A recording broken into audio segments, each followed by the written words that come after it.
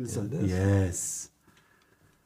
Guten Abend, wir begrüßen euch recht herzlich zur, ich weiß gar nicht, 106.7., ich weiß gar nicht, wie viel der Live-Art-Session mit Andrew Judd. Andrew Judd is joining me. Ich werde vielleicht ein bisschen wechseln zwischen Deutsch und Englisch, aber welcome Andrew.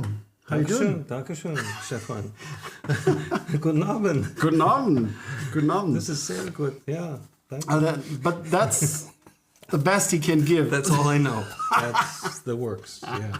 Yeah. So, but in order to introduce you properly, you've been on the show. You've been on the program a couple of times, actually. We did a lot of videos together. Yeah. And no, especially videos. So maybe some of you might know Andrew. But the newcomers, and please write that in the comments, who is new and has never heard or seen Andrew before? At least, I would say 90% of people probably. No, because I keep telling. Really? Yeah, because Ralph is always joking because I say, my Andrew. It's because My Andrew. Yeah, I possess you. You're my Stefan, too. So therefore... it's always the expression. Every time I say my Andrew, he keeps smiling. Yeah, it's true. So you're in spirits most of the time here. So that's one thing. But we did. The last one was actually also you did some live painting here. No, you and I painted together. We did. were doing a gouache painting. Yeah, we were doing a gouache painting. Yeah, you were doing one. I was doing one, and we were yakking back and forth. Yakking. Yeah. Yakking. Yeah, it was fun. Yeah. Was Ralph? Freizeitvideos, Ralph was here. never seen and heard. Yeah. Yes. Aber ich möchte mir kurz in aller Form, wir müssen mal zum offiziellen Teil kurz mal rübergehen, denn ich habe nämlich letzte Woche, weil das ja mit dem Thorsten dann so war, dass wir ja natürlich nicht genau gewusst haben, wie das technisch funktioniert, dann haben wir einfach mal auch die Spender und Spenderinnen ausgelassen und dementsprechend möchte ich mich dann für die letzten 2 Wochen für alle Spenden bedanken, die von Dennis und Timo, Monika, Christine, Lutz, Heike und Marlies einen beträchtlichen Betrag, die eine beträchtliche Summe uns zukommen hat lassen. Und wir danken recht herzlich dafür. Also wir, Pluralis Majestatis, würde ich sagen. Und auf jeden Fall herzlichen Dank an dieser Stelle für die Spenden. Denn ich will das jetzt mal alles auslassen hier, diese ganze Sache. Es ist eine Routine, die es natürlich schon seit langem gibt. Wir freuen uns natürlich dann immer, wenn wir unterstützt werden. I'm speaking about donations. Entschuldigung. Yeah. Why is my name not up there for people to send actually, money? we haven't. Have I? I'm kidding. I put your socials in the video description. No, I think it's really great that there's a commercial side to this, and because my name's not up there doesn't mean you can't send me money. You can send it to Stefan. He'll just pass it on to me. Yeah, no problem. Yeah, that's one thing because he'll get it anyway. Because we were discussing the huge costs of him bringing to Europe. Airfare. So we were talking about the airfare, but the problem is more the food he needs. Yeah, it costs more to eat than it does to fly. Yeah, right. In my case, yeah. In your case, yeah. When you fly, do you have wings? Extra wide? I have wings. Your wings? Yes. What does it mean? I have wings. When you fly, you have wings. Yeah. Okay, you have to get used to really bizarre sense of humor. Bizarre sense of humor. Okay, looking forward to watching you paint, Andrew. Okay, so therefore that means we shouldn't talk so long. But another thing is that we are having a plein air class next week. That's also the reason why Andrew is here. And it's going to be at Traunsee. And we're having a show on Sunday. The opening is on Sunday. And from Monday till Friday, we're going to teach a class at the Traunsee. And we've advertised it really quite often. And Angelika is probably, yes. Angelica's here? Yeah, at the Excellent. thing. Hi, Angelica. I saw him in person 2 years ago, and happy to see you both in 3 days. Yeah. It was 3 years ago. Wow, that went fast. Oh, wow. If anybody's interested where we are, I'm going to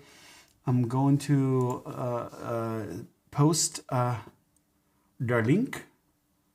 Oh, where are we? Oh, here. Ah, there we go. Innoventen, Spiegelbilder, gesellschaftlicher 24. Oh no, we're wrong. Landschaften und Surreales. Here we are. Ja, auf jeden Fall, in every case, we're going to be there. And I will be teaching, also ich habe dann noch, Achtung, ich hau das jetzt nochmal in den Chat rein.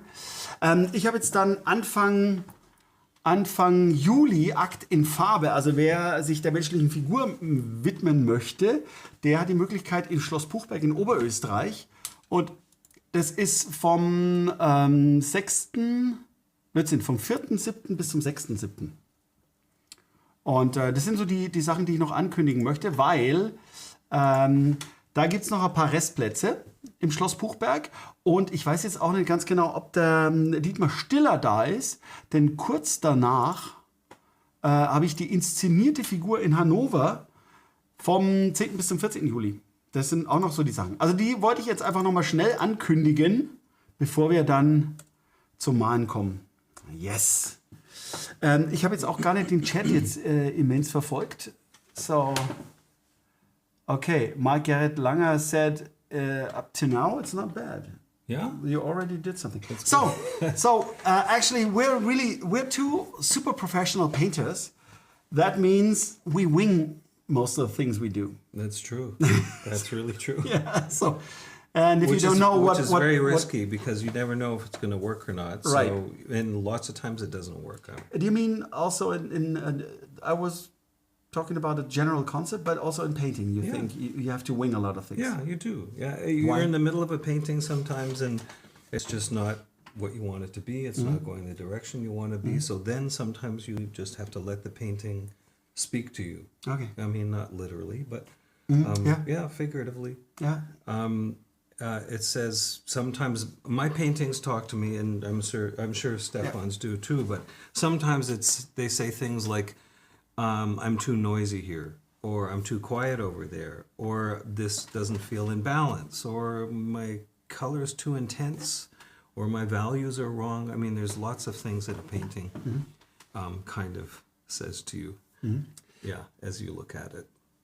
But there's another thing I'd like to start with, because if there are some people around who haven't seen and heard of Andrew, I'm going to introduce you officially, because the person next to me is Andrew James Judd, and he's a wonderful painter, but and again, there's a parallel to last week. He has been, in his former life, an illustrator, and you studied illustration in Toronto. And at a certain point, when was the point when it went over to more to the fine arts? Because we saw it last week with Torsten, and he had also a moment. Was there a moment for you? There kind of was. I mean, I went from being an illustrator and working within a studio for an artist. Look over here, not always to you. There? Yeah, you're so madly in love. Wow. You have to look at the look writing. At that. Okay, I'm looking at the writing. That's boring, though. Yeah, I'm sorry, but he wants to look at himself all the time. Wait a minute, I'll go behind the camera and just do that. Okay, sorry. So at one time, I worked as a junior illustrator, and I was trained by a fabulous artist. He was fabulous. I wasn't. His name was William Biddle. Trained you? I was essentially Fabulous. apprenticed in a way. He went to the Art Students League in New York City, and he was an amazing painter. He did a lot of book jacket work, a lot of storyboarding. For TV commercials. We did lots of marker renderings, layouts, that kind of thing for the advertising industry. And super nice guy. I mean, he was really good to me. I was very fortunate to work with him. And after a period of time, his work actually slowed down. The industry was changing. His work was maybe going a little bit out of style. Things were moving more towards photography, especially for the book jackets. And I ended up opening an advertising company. Long story short, ran a marketing firm in Hamilton, Ontario, with a partner for 5 years. And then actually my partner ended up moving to another agency. I think he was just tired of me. And I ran it for another 3 years and then sold that company. And I realized at that point in time that as a person who is running a business, I wasn't really doing what I wanted to do. Like I wasn't drawing and painting and I wasn't illustrating really that much either. I'd be hiring illustrators. So I did, and at that point, I ended up moving to Montreal for personal reasons, and at that stage, I started to paint more enthusiastically. It was sort of a whole different program, because when you're painting for yourself, you've been an art director for a while. When you're painting for yourself, two things, I think. First of all, you have a different freedom, but that's a problem also, because you're also art directing your own work, and that's sometimes pretty difficult. You know, you really need the opinion of other people. And galleries don't necessarily give you great advice. I mean, essentially the galleries are in business, you know, and they want to sell things that appeal to people. And I didn't have a clue. And I was in an area, you know, in a part of Canada that was mostly French speaking. I did get some freelance work when I was there, so I managed to, you know, continue illustrating a bit and art directing. But then, you know, my wife and I moved back to Toronto, and I started working with a company called Masterfile, doing stock image, stock images. So as an art director, I started, in my business, I started to realize that now and then there are images that are sort of metaphorical images that would apply to a lot of different businesses. And I started creating idea paintings, I would call them. And Masterfile, I guess I did about roughly 240 paintings for this company. And that meant that I would have a royalty income. I could paint when I wanted to paint and paint what I wanted to paint. And it was absolutely fabulous. But over a period of time, you start to feel like maybe there aren't any more ideas, or you're doing the same thing over and over again, and it's sort of, you know, it can be stifling. I think it's really important to keep changing and evolving.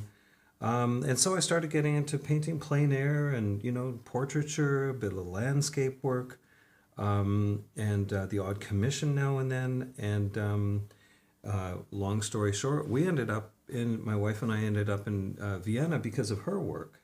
She was a scientist, and that's how I met Stefan. We seemed to hit it off pretty well. We got along well. We ended up painting together a lot. We were here twice. We were here the first time for 3 years, I guess, roughly, and then the second time for almost 5 years. Mm-hmm. And we just had a great time. We just, you know, got along so well.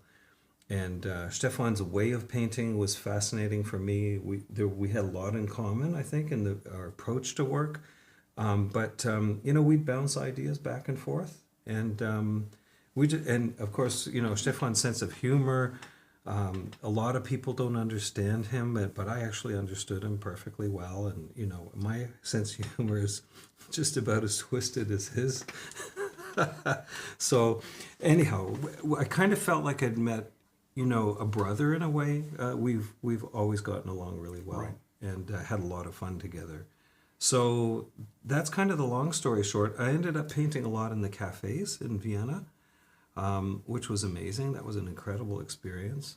Wrote a little book on that, mm-hmm, which is, you know, I wouldn't call it a bestseller, but it's my bestseller because I've only written one.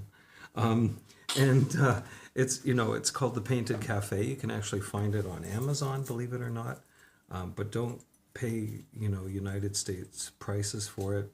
You can get a better deal if you go through, I'm trying to remember the name of the company. Anyhow. Blur? Yeah. Is it Blur? No, it's self-published. It's, yeah, can't remember. Yep. That's one of the things that happens with age, you know. Yeah, I call it seniorism. Seniorism. Anyhow, I've talked long enough. Yes, because I want to interrupt because there were some questions. First of all, I want to read something to you. Okay.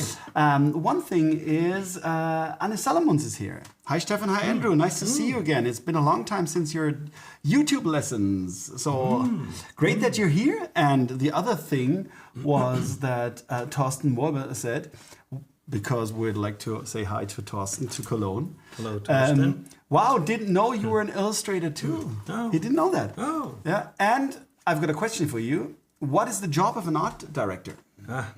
Keep it short. Okay. We want to paint. You look at you.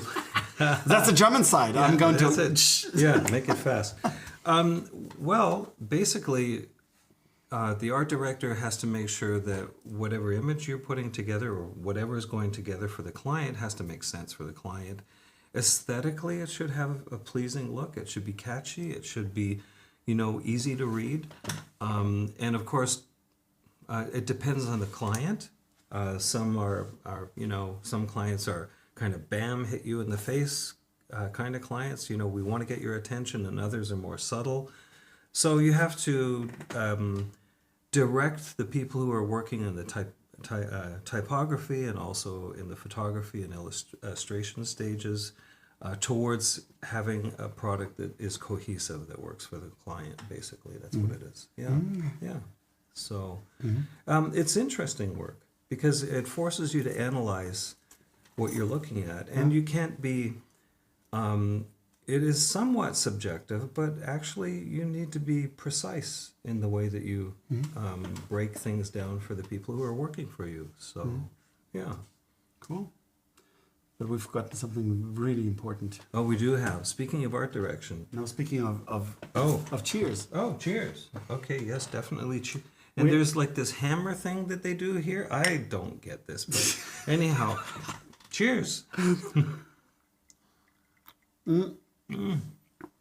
Oh, this is I know Dick, why there's a hammer on this now. Because it knocks you right out, huh? Yeah, you get hammered if you drink enough of this stuff. Holy smokes. I'm sorry, because I'm just a substitute for Ralph, and he's really got the knack. If Ralph is sort of, I don't know, he's on vacation, but maybe you'll watch it at some point. So also hi to you, and we really miss you. We really do miss you. Yeah. And so I have to do your work, and I'm not so accustomed and so in a good routine to do that. I think you're doing really well, Nütz. Thank you so much. But because we should go to another point in just to round that up, what you just said. Of the time you were in Vienna for the first time. Yeah. And we started painting together. Andrew opened to me the North American way of painting, and again, it's 2005, Europe. And it has changed. Also, provide boxes on Amazon. Signal? Yeah, the signal is probably... now it's good again. It was good the whole time, but now it's supposed to work again. So the point is, I just wanted to tell something else. Yeah. The thing, what I realized is you made a transition in your work from that thing that you were from North America, and you had the kind of a painterly and also color-wise an approach. And the moment you painted in the cafes, your whole palette changed. And that is interesting that different areas or different places in the world create a different sense, or no, a different palette or different color sensations that you couldn't react to. And that is my transition to a few pictures we're going to show you. And we end up with the reference, and we're asking you which one Andrew should pick. And which one to paint? Yeah, in order to paint. Okay, I'm sorry, it was like we had some drops and I didn't realize it. I'm paying more attention when he's painting, but we're switching over to his paintings. And if you can make it really short, otherwise we will not be able to. So Stefan asked me if I would have some gouache paintings to show. And this is a gouache painting that was done in Willingshausen, which both Stefan and I will be attending this year. It's the oldest artist colony in Europe. It's their 200th side. An artist, his name is Ben Camilli, Kamili, and his work is absolutely... and I painted this beside him. He did his version. I did mine with gouache, and he did... You can see in the next one the sizes. Yeah, this is actually at Willingshausen, the art show there. And, you know, when you have when you have an opportunity to try different ways of painting or different materials to paint with, it really, really is a great idea.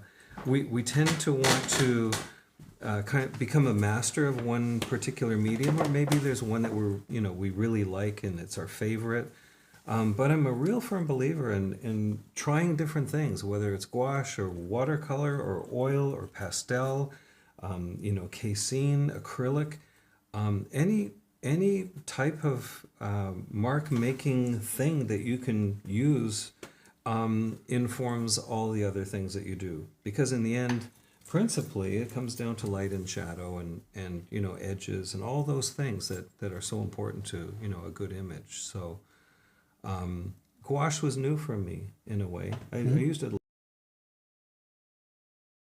It's kind of so, but now there are a lot of great is better.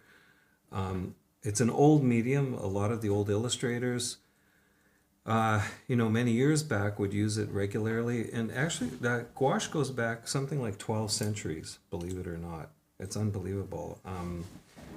It's basically pigment that is bound with there goes my memory. Gum Arabic. Yeah, gum Arabic. Yeah, that's it. Yeah, which comes from a tree, and gum Arabic is used in a number of different things, including our food. Believe it or not, it's a binder, and of course, when it's wet, then it opens up again. And gouache you can move around. It's very forgiving. So, do you have questions, comments? No, but we can continue with it. Yeah. No, it's again good. It's fine again. It's our nephew's pet. Dog? Yeah, dog. He and his wife's dog, and we had the great fortune of staying and looking after this dog in London, England, while they were traveling, and just a super great dog, and just playing with color. This is gouache as well. And it's freezing out on our signal here, so yeah, we're spinning here. Yeah, Ralph. It's tricky, huh? it's good again. Okay, there we go. Okay, looks like we're back. I think that the signal doesn't like the subject of casein tonight for some reason. Yeah, because they were asking. Yeah, okay, now it looks better. Okay, good. Well, I plugged it in early in order to check it, but... Okay. No problem. Yeah. Yeah. Sorry. It's kind of like painting, sometimes it goes smoothly and other times not so smoothly. So, yeah. So, that's the technology. So, next one. Who's that? This is my nephew, or our nephew. And he's always checking the football score on his phone. So football or soccer? Well, they call it football. We call it soccer.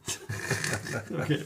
So, yeah, and it was just a quick snap that I took of him, and I just thought, yeah, that's his position. That's what he looks like, and it was fun to do again with gouache. Yeah. This was painted recently in India. There were some beautiful flowers next to my mother and father-in-law's place, and I just took a photo and worked from the photo. I could have worked from life, but it was quite hot outside. Yeah. And there are times when it makes sense to work from a photo. And again, this is a photo I took as we were on our way to a golf course. I was on my way with my brother-in-law. We were going to play golf, and it was kind of a misty, damp day, and this is a very small painting. I think it's 3 by 3 inches, something like that. Yeah, it's very small. Wow, yeah. 3 by 3 inches. Yeah, something like that. 7 centimeters, something like small. this. Yeah. And what's the material you painted on? And this is gouache, and it's painted. So I use. In this case, I was using watercolor paper, but it was painted with gesso first. So I paint over watercolor paper or another material that can be canvas with gesso, And then that just creates some of these interesting textures. The thing I like about gouache is you can keep moving it around. So, yeah. Because it doesn't sink into the paper because it's it doesn't absorb in quite the same way, and you can soften edges, you can keep moving it around, you can wipe it out completely, and start over again, which I've done many times. So this afternoon you showed me how to do that. I did. Yeah, I did a little painting to try it out in front of Stefan, and then I wiped it out completely. And, really? Yeah. What's that kind of building?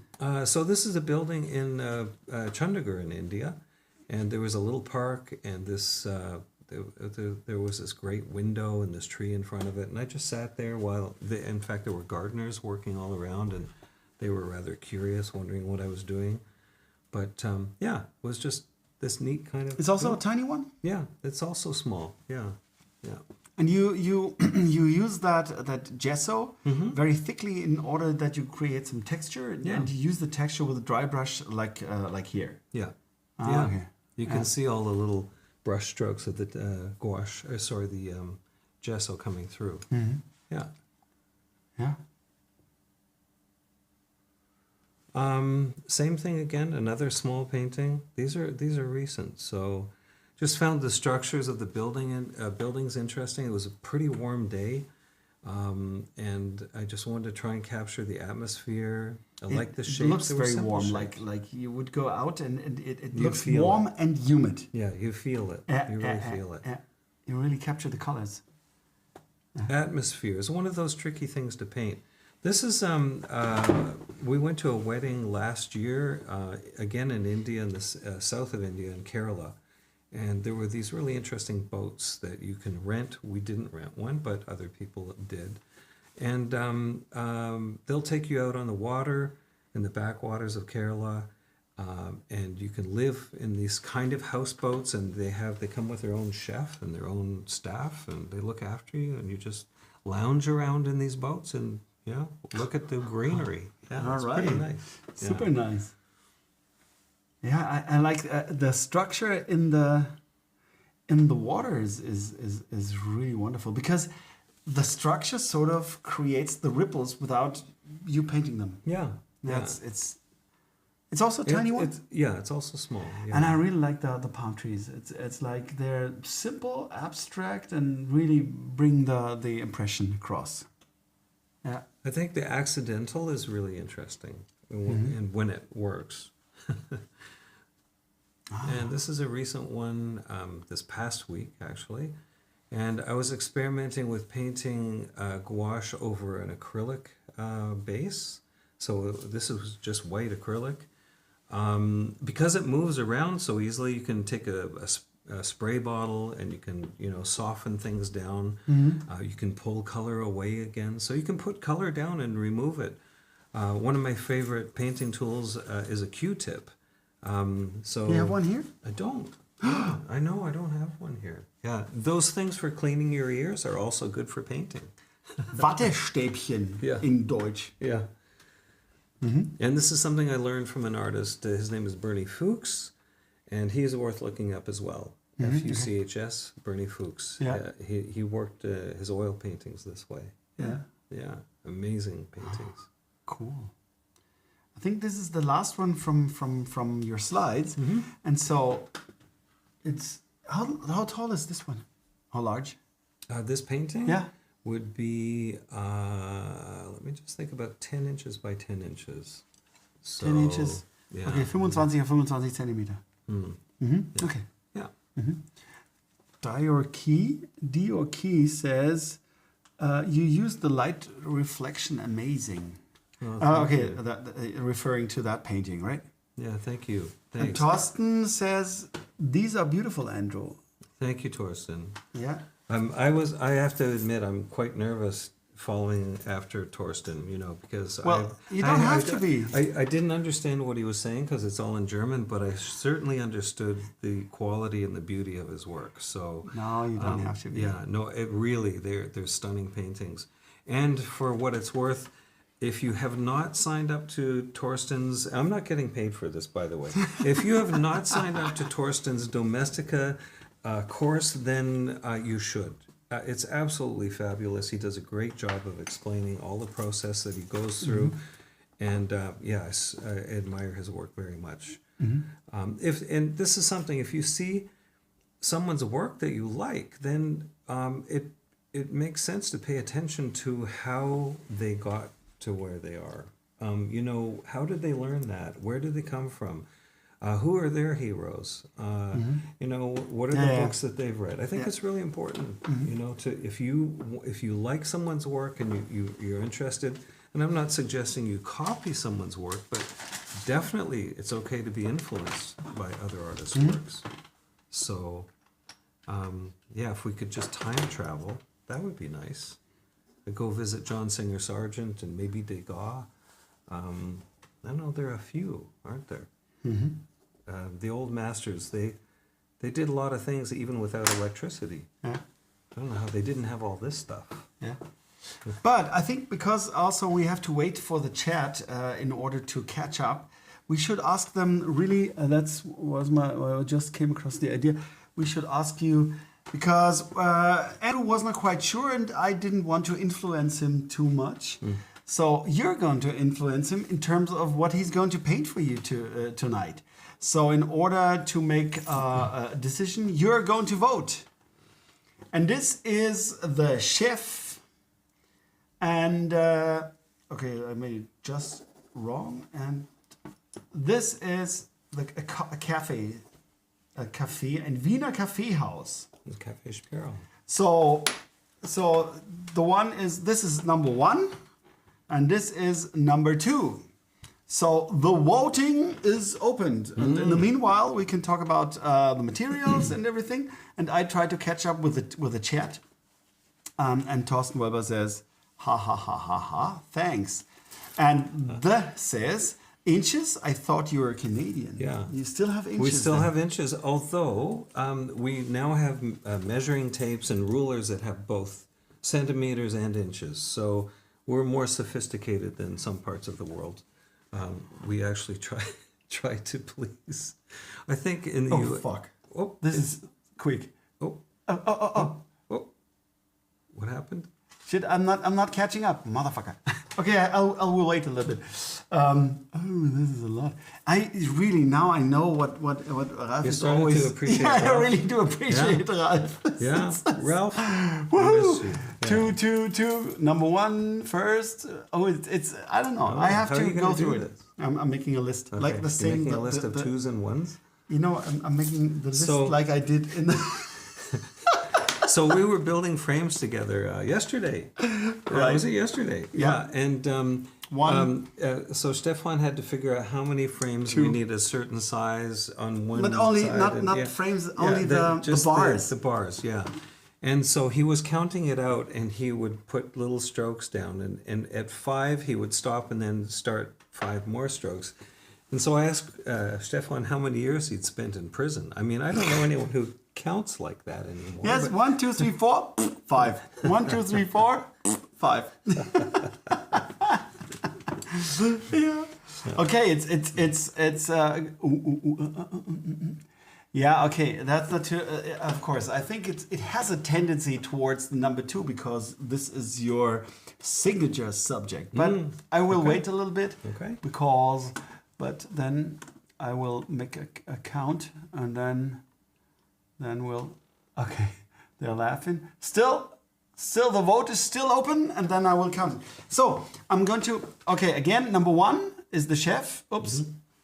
Number 2 is Wiener Kaffeehaus. Thorsten Wolber, definitely number 2. Yeah, Thorsten's voting for 2. Thorsten is voting for 2. Yeah, sehr gut, sehr gut. And just on the subject of cafes in Vienna, there are a lot of them are changing, sadly. Some of the big old ones that are beautiful, they're disappearing. They're turning into $5, I call it. As opposed to Starbucks.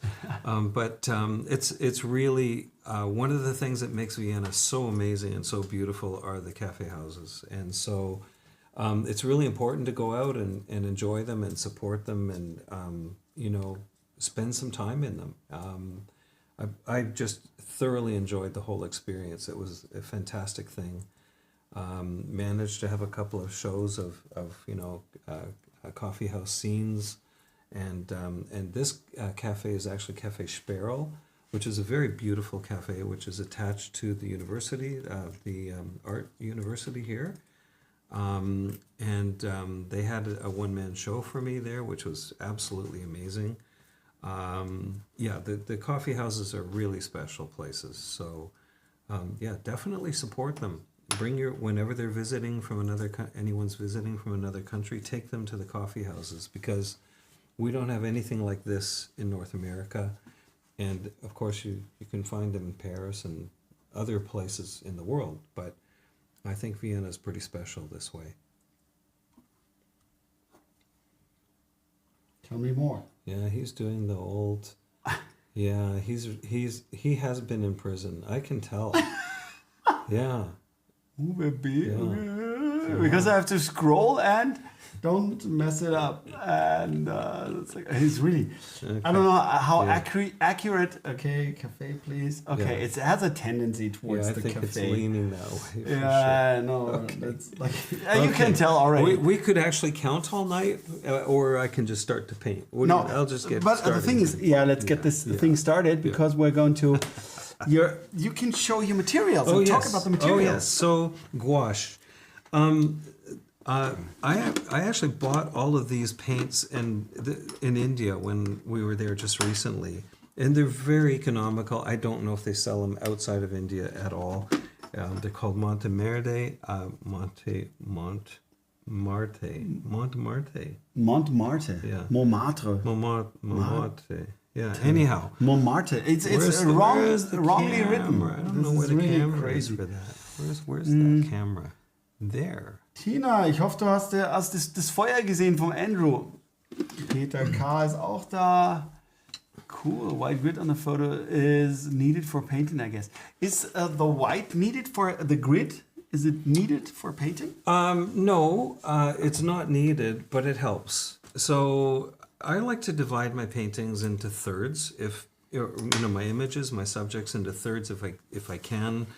I tend to paint in squares recently. It's not a rule, but for the last couple of years, I've been trying to play with compositional things and force myself to work with something that has the same dynamic on each edge. A landscape typically tends to stretch out this way, and still lives portraits tend to stretch this way. And so I've been forcing myself into this square shape to work out my compositions a little better, to make me think a little bit more about where things are going.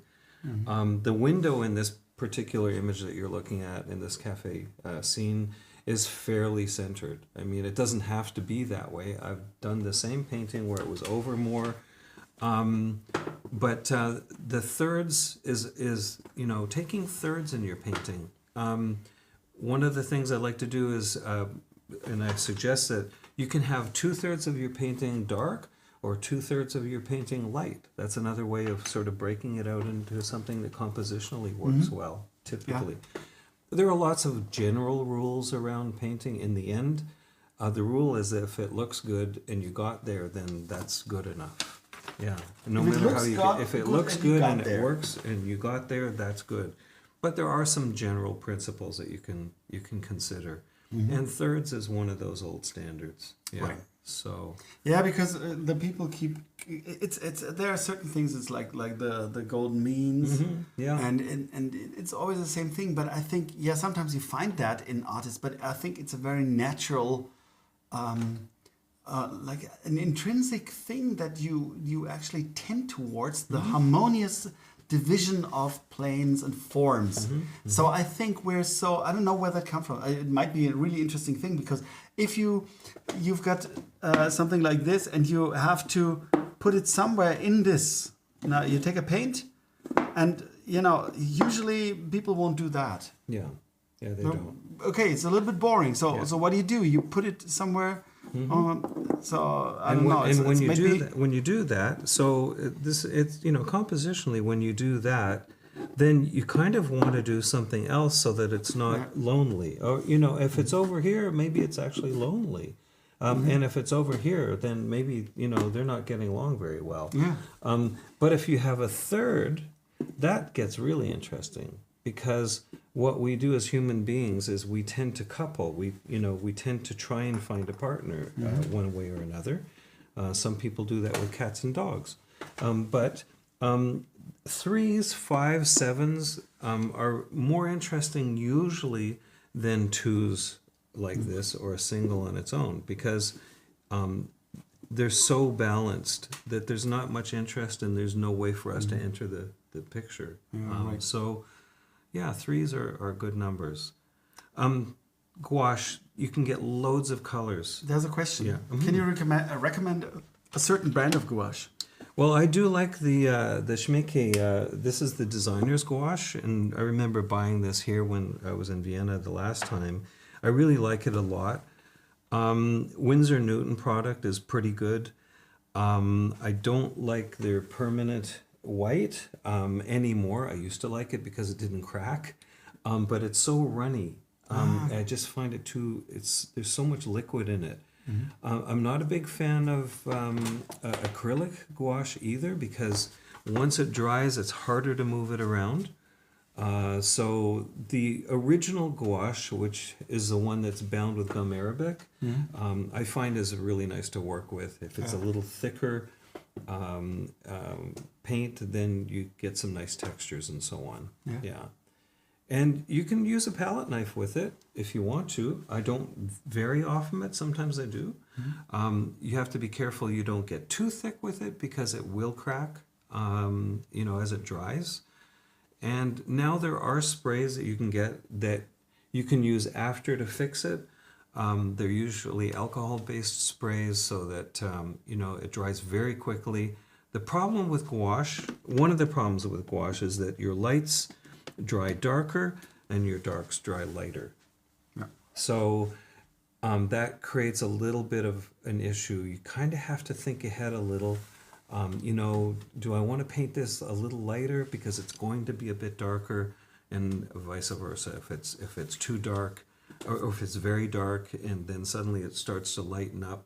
Yeah. I kind of like, the chalky feel to gouache. A lot of people don't, but I kind of like that look, because it softens everything.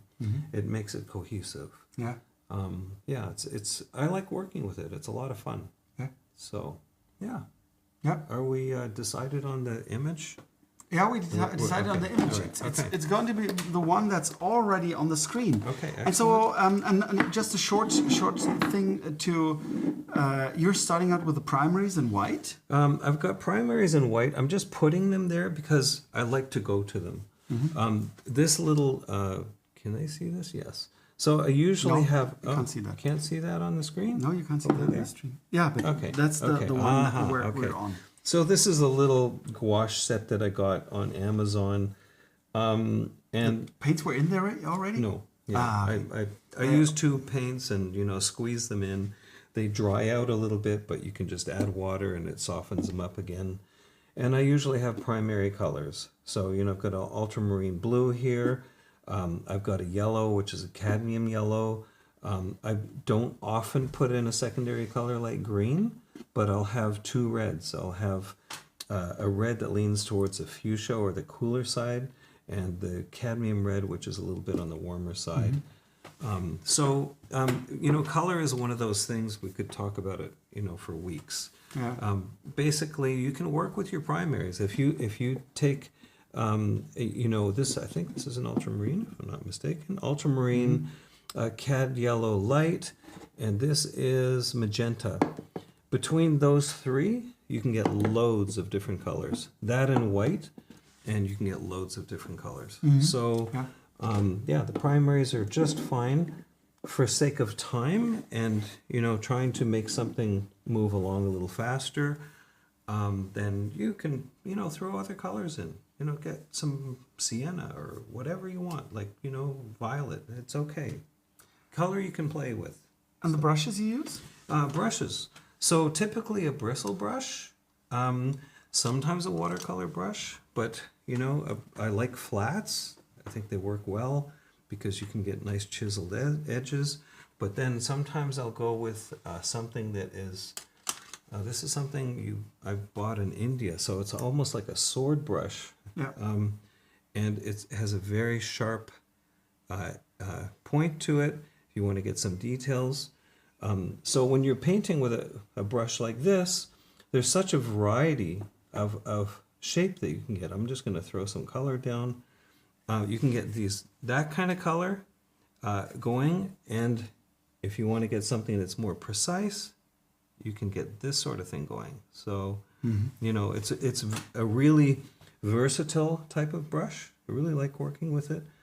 You get nice textures like so. And the neat thing about gouache is, of course, you don't like what you've done, for whatever reason, you just take some paper towel, you can spray it like that, like Stefan's just done for me, and you can just wipe it out. It's okay if a little bit of color remains. Look, I'm getting a paper towal. Oh shit! Do you want me to get yourself a different paper towel? That's okay. So it's not the high quality one. It might actually help in the long run.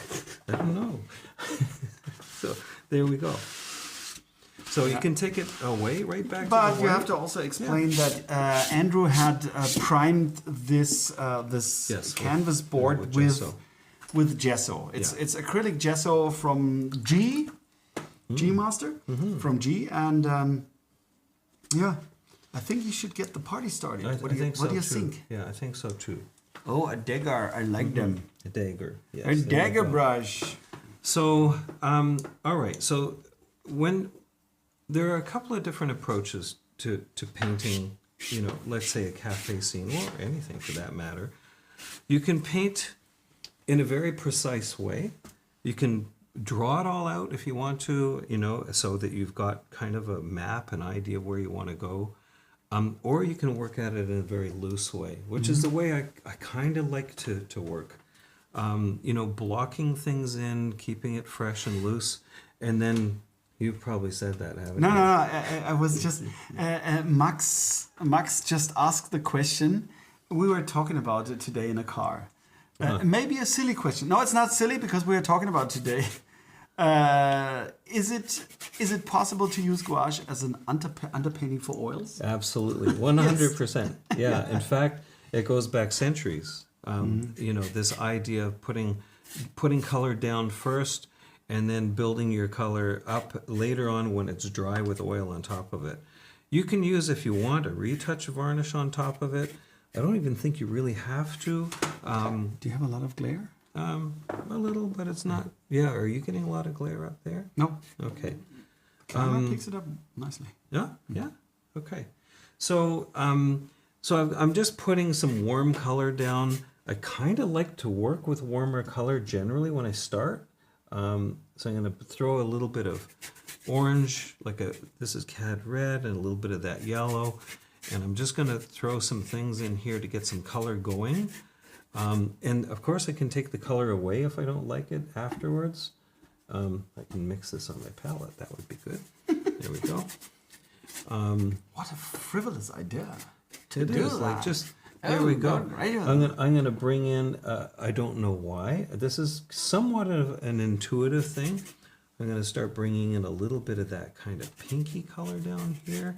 There's kind of a pink in the image. Exactly. Yeah, why not? We'll throw that in. Why not? How much time do I have to do this, by the way? Oh, until you get tired. Really? Until they get tired. Yeah. Okay. By the way, if you like, you can leave a thumbs up. And if you like to support the channel, we would really appreciate a subscribe, actually. Oh, yeah. Mm-hmm. But am I subscribed? Yeah, I think I am subscribed to you. Of course.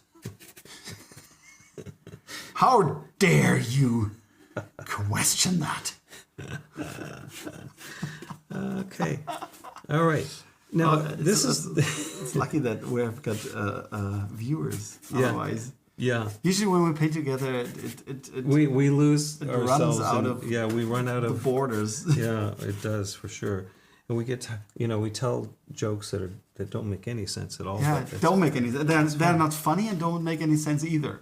That's right. Or either. I'm gonna, just because I have this color here, that is called burnt umber. Wow, burnt umber. It's Wow, kind of burnt one of umber. the, yeah. Have you ever thought about that? I didn't think of using that till just now. Oh, I'm God. gonna put a bit of burnt. That is strange because it Yeah. looks like a raw umber because it's so greenish. Yeah, and it is kind of. I really don't know how, I'm using these colors kind of for the first time. You're Yeah, so I'm daring. just going to go for this because why not? You Like, don't give a you don't learn. rat's fart. You don't learn unless you try. And yeah, as my old boss used to say, I'm one of the most trying people that he's ever known. Yes. So I'm looking at the thirds that I have in the image, and I'm just going to start to put in some. Ooh, that's pretty awful. Look at that.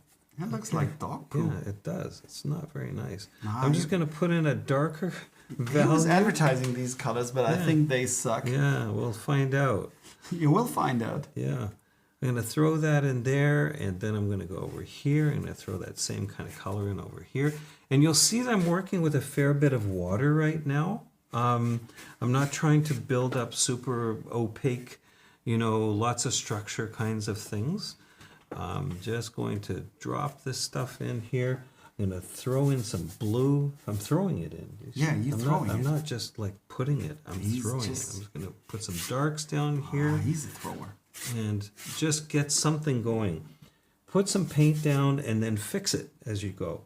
Like make a lot of mistakes and then fix it. That's the secret, if there is any. Secret sauce. Good painting is not about doing it right the first time. Good painting is knowing how to fix everything you do eventually. That's really. I think Thorsten will also agree to that. Yeah, is that something he said? Yeah, because Yeah. It's I think this whole painting process is very trial and error and Very and strange how it works. also letting the paint do some of the work Yeah, or a lot of the work. yeah, Let's put it definitely. like that.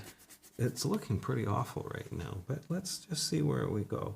Okay, I'm going to just throw this. I feel a bit like Bob Ross. Let's paint a happy little cafe. Happy little cafe. It's really interesting because every time the painting starts and gets interesting, the chat is kind of mum. Yeah, it goes quiet. Yeah, totally. Yeah. This is really interesting. Huh. It's like, what is he doing? Yeah, it's kind of What is he weirdo. If- But to me also an interesting thing is that abstract approach is so It's forgiving. yeah, and it can go in any direction. It can go and you're, definitely. because I think a lot of people think that paint. I think people who don't paint usually, they think you just make a drawing and you fill in the blanks. Yeah. That's what usually the people think about painting. And I think, and also Richard Schmidt said at a certain point, the drawing in a painting is the position of shapes. Yes, it is. And That's that's- absolutely true. Yeah, and that's the thing. Really, what is it we're looking at all the time? We're looking at shapes. Yeah. So, Max says, now I see this in the origin of the name of fixative. fix it. Because the fixative, in the end, fixes everything. Yeah, in the end, it fixes everything. Yeah, when you're done, you fix it with a fixative and it fixes everything. What color is that? Prussian blue. Use this one. I want to see it never compared to use- the good ones. Yeah, I never use Prussian blue. Hardly ever. You want me? I've got some phthalo blue. No, leave the phthalo out of this. Yeah. It's kind of got a phthalo look to it, doesn't it? It does. Maybe the pigment is. It's kind of runny. There we go. I'm going to throw some of that there. Don't know why. Just feels like it should. I want to get some darks going. And you can see it's very runny. It's very wet and runny. And I'm not committed to anything yet. I'm just trying to get shapes going. That's all. Which, can work and sometimes it doesn't. Mm-hmm. So I'm going to take some paper towel because it's so wet. I'm just going to kind of do that. And just, soak up some of the water that's going all over the place. That's neat. Okay, almost done. Yeah. Yeah. If now, no pressure. You Yeah. only do the right brush strokes. Yeah, and then it's done. Yeah, you're a donor. Okay. White, you have to watch with white paint because white, well, I'm not going to get into a whole bunch of color theory, but white tends to cool your colors down, lightens and cools. So rather than putting white in here, I'm just going to remove some of that paint with a wet paper towel and let the stain of that yellow end up on the canvas. There we go. Let's lighten that. I must be getting some very strange comments by now. No, not really, No? because it's Okay. really calm. It's really calm. Did everyone leave? No, it was like no, everything's Okay. fine. Don't Everyone- worry about it. Good, good. All right. So let's try to start to make sense now of this a little more. I'm going to grab, I got a new brush today. I'm going to Yes. use a new brush. I got 2 new brushes. All right. Okay. It's still pretty runny, but now I want to work in a little thicker way. So let's get some real paint down. I'm going to go back to that burnt umber, and I'm going to try not to use so much water now, except to clean my brush. There's a big blob there, and I'm going to throw a bit of blue into that blob. Oh, that's really yucky looking. You need some more blue. And I'm going to take just a touch of I white. think you need some more blue. I might. I just. No, that's ultra. Yeah. What there kind we of go. blue is this? That is, I think, like a cobalt blue, believe it or not, or a primary blue of some kind. Did you put some white in that? Just now, I put a little bit of white in. Yeah. All right. So now what I want to do is start to create some shapes that are more recognizable. And I'm just going to let the brush do some of this work. Let some of the textures come through. Be a little bit more precise. Woodspirit says that is very similar to sculpting. I'm looking forward to the finished painting. Yeah, it is So the kind of finished like painting? He's not painting a finished painting. He's painting a Viennese painting. Not finished. the funny guy. No, because the problem is Woodspirit is native speaker. Oh, Why do you make such mistakes?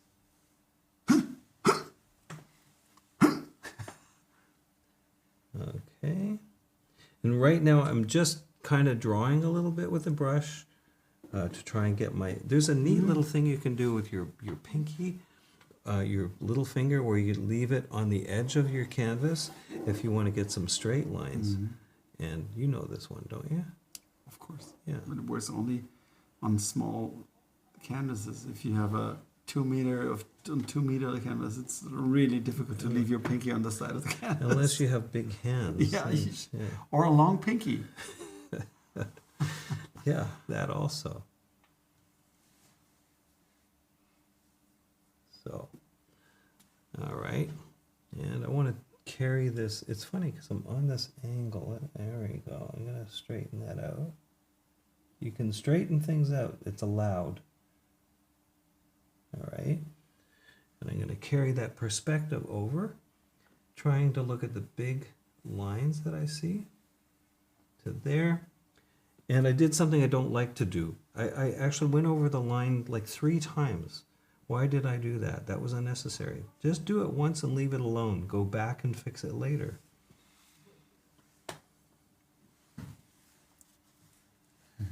This is a nice brush. I like this brush. Yeah, it is actually. Okay, I'm going to follow that across to there. And I'm going to go a little darker all the way through there. Why not?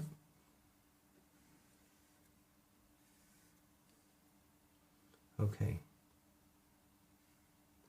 And this little shape is interesting right there.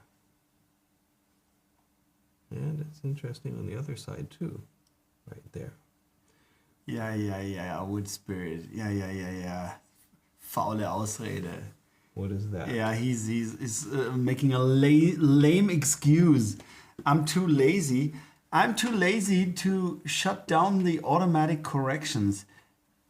Actually, I'm too lazy. You want me to be? Can I be bitchy? Sure, yeah, yeah. You spelled too wrong.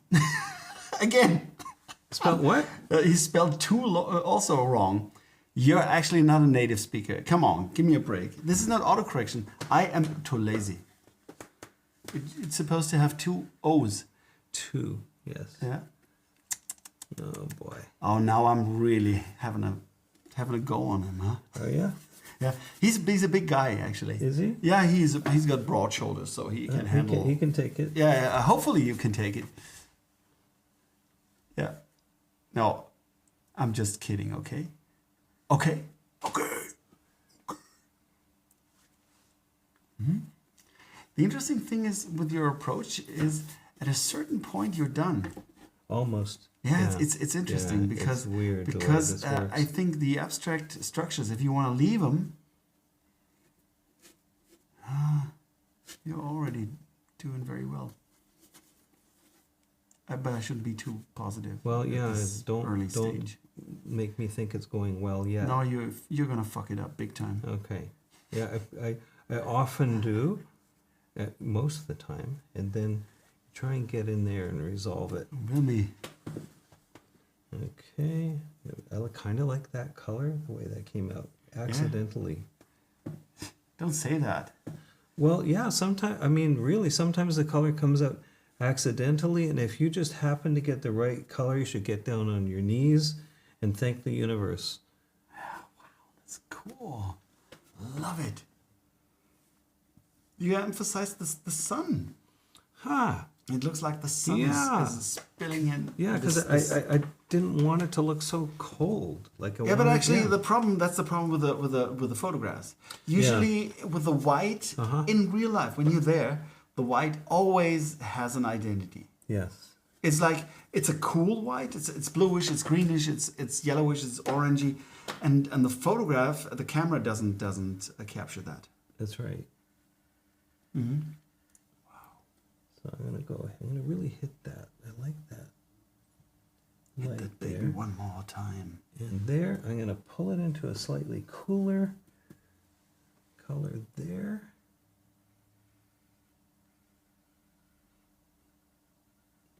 Let it bleed into it. Why not? Okay. Clean that brush. Now and then, it's a good idea to clean the brush. Sorry, Nutz. No, don't worry. I'm cleaning it off on his pants. No. Pants or pens? Pants. Okay, pants? Yeah. Oh. I'm not pants. Okay.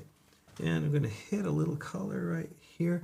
That chair doesn't go as high as the window, but I'm going to make it go higher because it's an interesting shape. Why not? You can move chairs, you can move windows, you can move everything if you want to make the composition a little stronger. Why not? So I'm just going to do this. And then it gets darker down there. But it's also interesting that if you've got the brush like this, you create already the shapes. Like, you know, talking about the size of the brush, it's just it took you 2 brush strokes to paint the entire back of that brush chair. Now I'm just throwing some cooler colors in below because the light's not near it as much. I'm going to throw in some ultramarine. Why not? Let's get some color going in here. And maybe back in here. So the idea is that the light is spilling into this scene somehow. Mm-hmm. And you can come back and create accents where you want to. I just want to create a mood. I'm just looking at lines that don't even make sense right now. That necessarily, it's more about trying to capture the feeling that you're getting when you look at this. And I'm just going to do one little thing here. Like about the gouache, you can keep moving it around as many times as you want, wherever you want. Oh, this.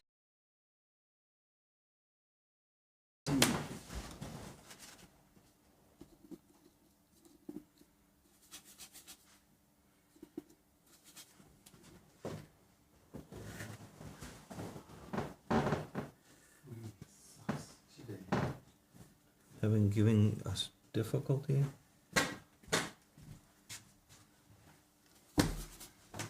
I already fixed it. Oh, look at that rich red. I don't know where to put it, but I like the color. Okay, we're just going to do it. I'm going to put some of that color in because I like it. This could be darker there. And it can also be slightly cooler.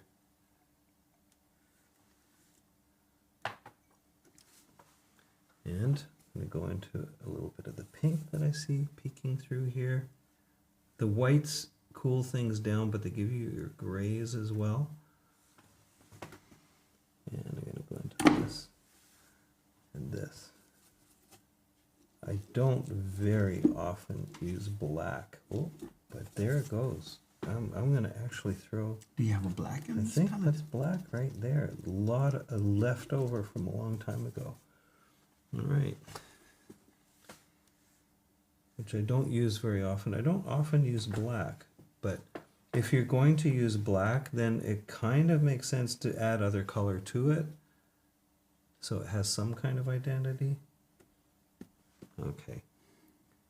So this now is at a stage where I would normally like stand back from it. Do it. Okay, I'm going to stand back from it. Yeah. Okay, and I'm going to have a sip of Yeah, you should have a sip. Mm-hmm. Cheers. Mm-hmm. Kind of interesting to see it on the screen. Like Yeah, this. because it helps me a lot to see it on the stream. Because Yeah. the thing is, it's also smaller. Mm-hmm. Yeah. And When you get back from your work, you see the big shapes better. And I also see where I need to build the values to make this painting stronger. So it really pushes the idea of the light coming through the window.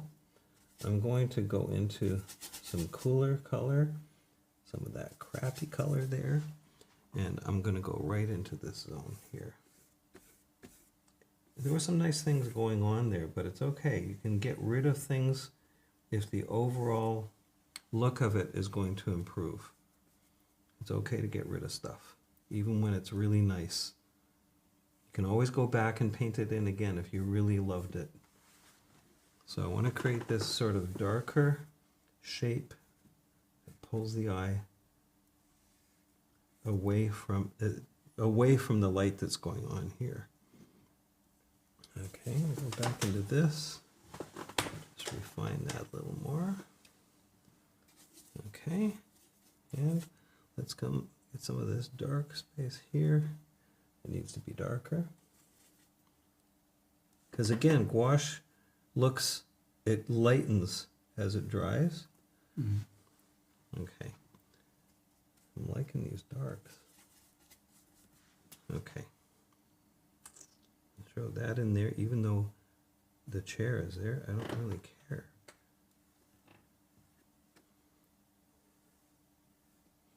So there's a horizontal and a vertical thing going. Interesting.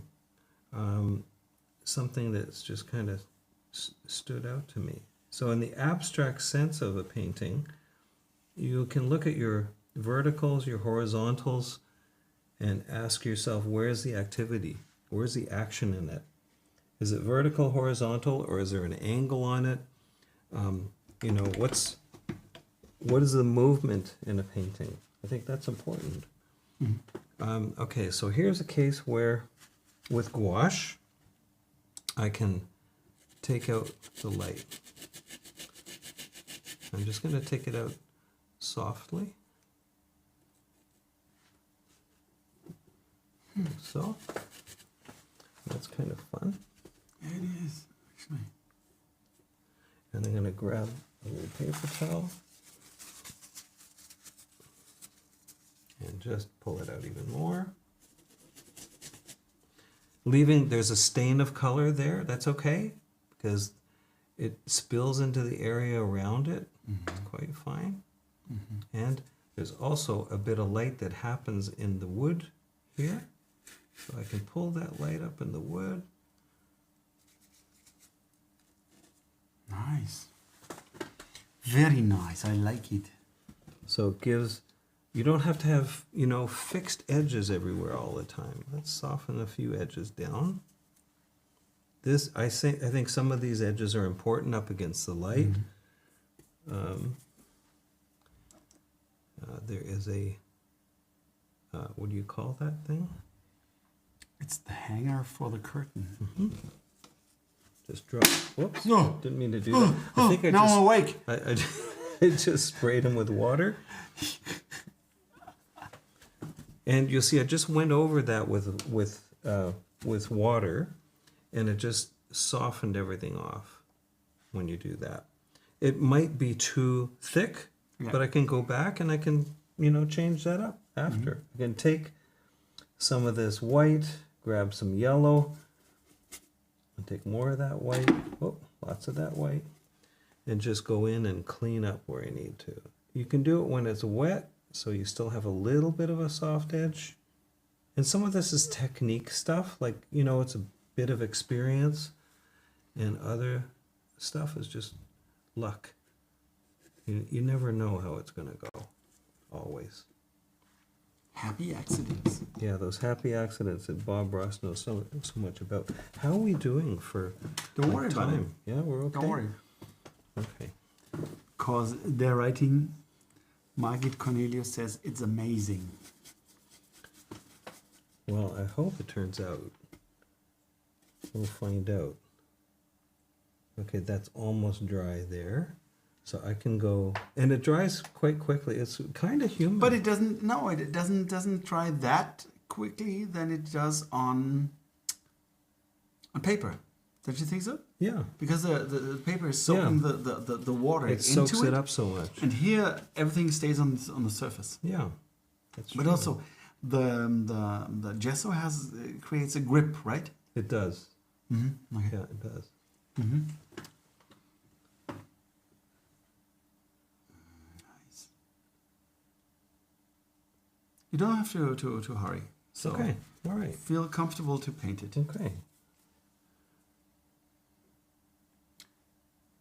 Because if they get tired, They'll can leave. They can, They can finish leave. the watch it stream on YouTube. tomorrow. It's true. So don't worry about it. You take your time. Oh, this is wonderful. Okay. This is a matte board. Let's get that accidental red in there. Oh, look at that. I like that. Look at that. I like that accidental red. Mm-hmm. Okay. You got all these blues going on down here. Now I've got areas that are just confusing, that are unnecessary, like that area there. It's very confusing. And so is this up here. Like, well, where's the focus? So I just want to try and pull things together. Let's just do some of this stuff. Make a little bit of mess. That's okay. And let's get rid of some of those whites. They're not necessary. They're not important. And just going to get a little muck going through that. Muck. Yeah. And You don't muck around. this is a mucky area here. We're going to try and pull things together. Less is more. I'm really trying to simplify as much as possible. Wow. What was that? Yeah, because I thought this one was really shitty, but what it did was that you created that main window like it's glowing, and it's such a focal point, and the chair in front of it. Wow. Just knocking stuff back. Super. Yeah. Love it. I picked up a little bit of white by mistake. You do all these things by mistake, right? A lot of stuff that happens by mistake.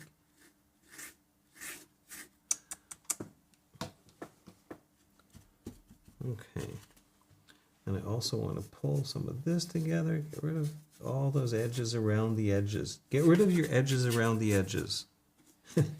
The edges of your paint. Yes.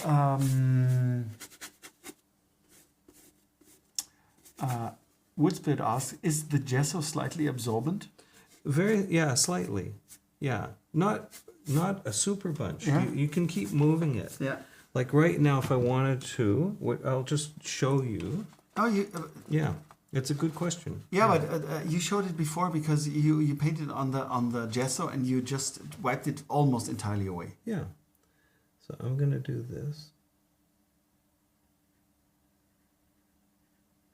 This is only water. Yeah.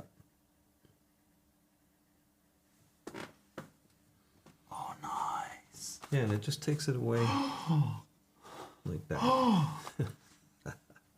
You never cease to impress me. Funny guy. Yeah, he's a funny guy. Oh, God Get out the other gracious. You're a painting wizard.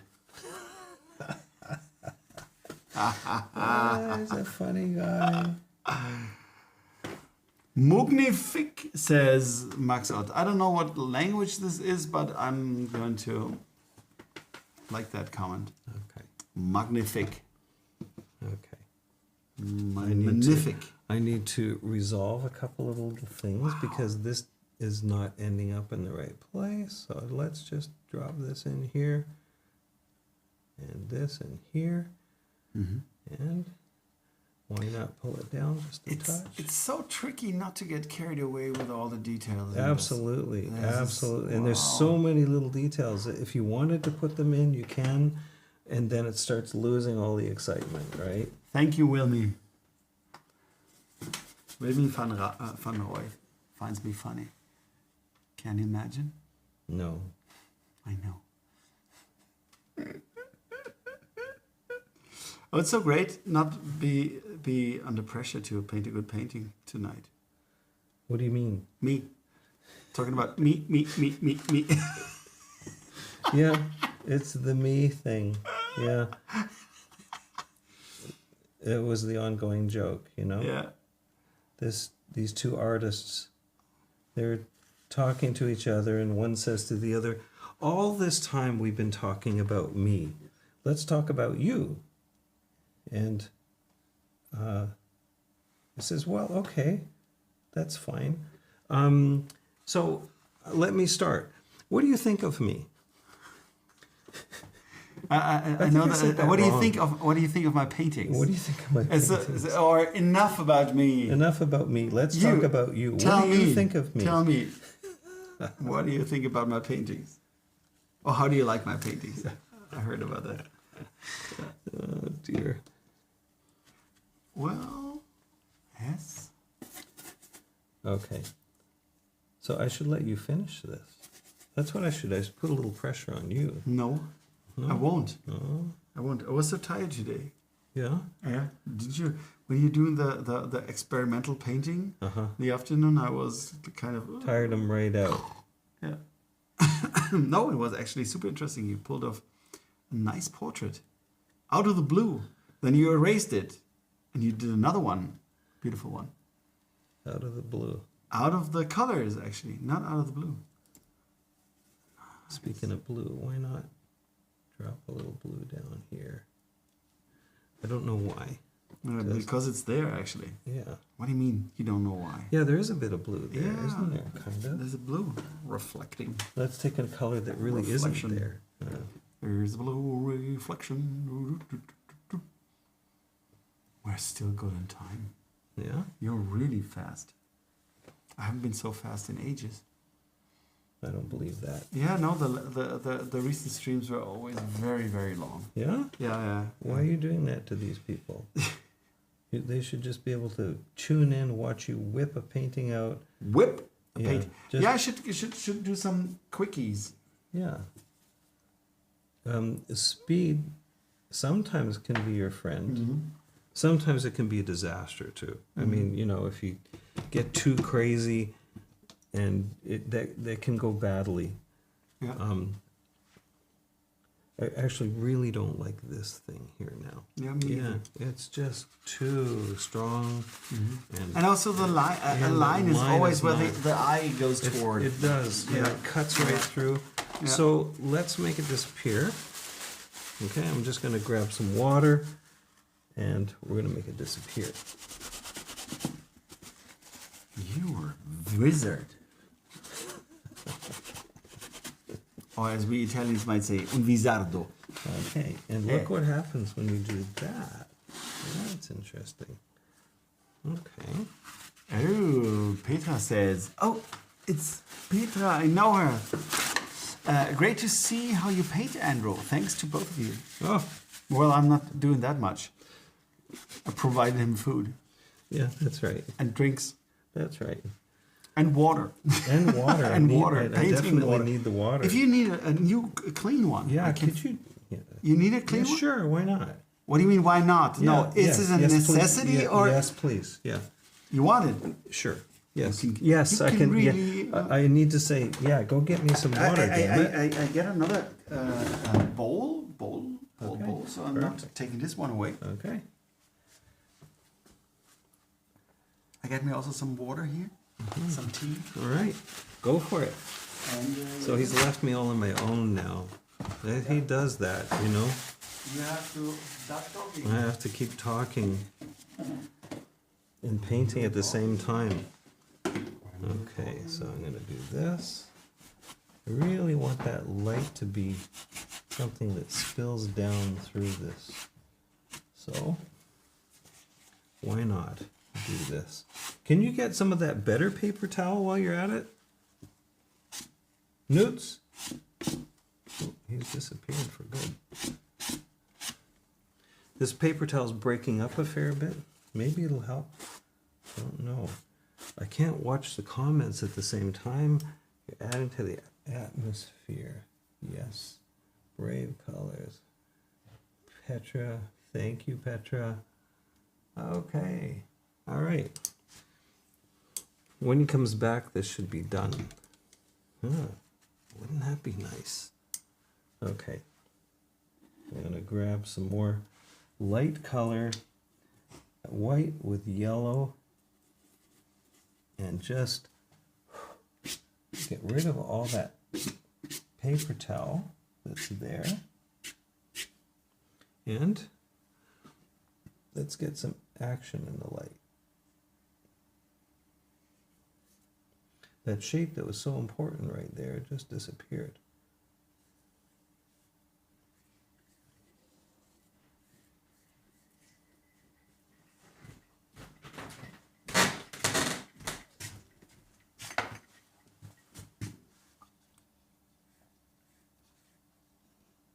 While you were gone, I was trying to talk to you. To me or to No, the audience? oh, to the I was audience. wondering when I was back to Did you who hear were me? Yes, of Yeah. course. You're Yeah. mumble. Okay, we've got here. Now I'm away, and then the comments are dropping in. Yeah. Brave colors, says Gabriele. Brave. And Wilmy van Roy says, you are adding to the atmosphere, Stefan. Which is true. You Yeah, are. because but I wasn't farting actually. No? No. Usually I add to the atmosphere. Is that how?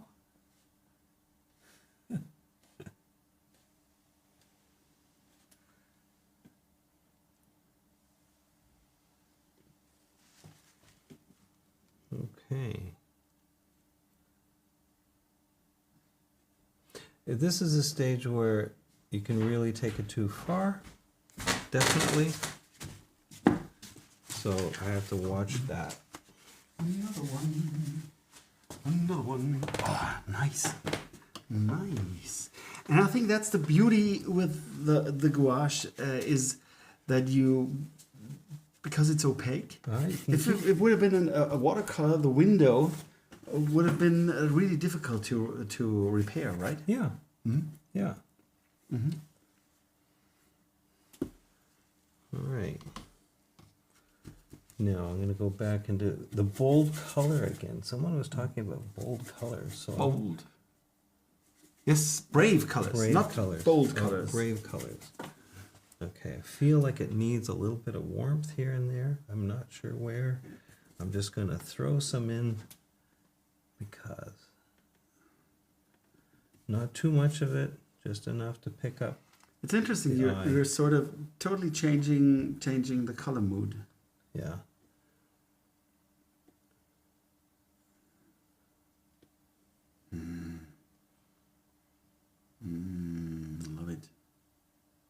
Love it. And let's I'd love it. Hint of that there.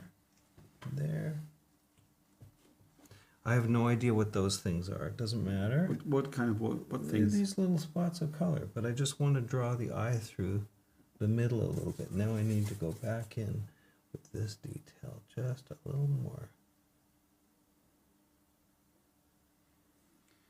So the question from my side is, why do you have such steady hands? Steady hands? Yeah. I shouldn't after that drink. You didn't drink your drink at all, so you're kind of almost sober. I need to loosen it up a little. Oh, but by the way, it's tea. Because it's a cup of tea. Yes. Oh, that is not my cup of tea, my dear. It's not my cup of tea. Aye. Okay. Hit that, and just a little bit of the yellow up here.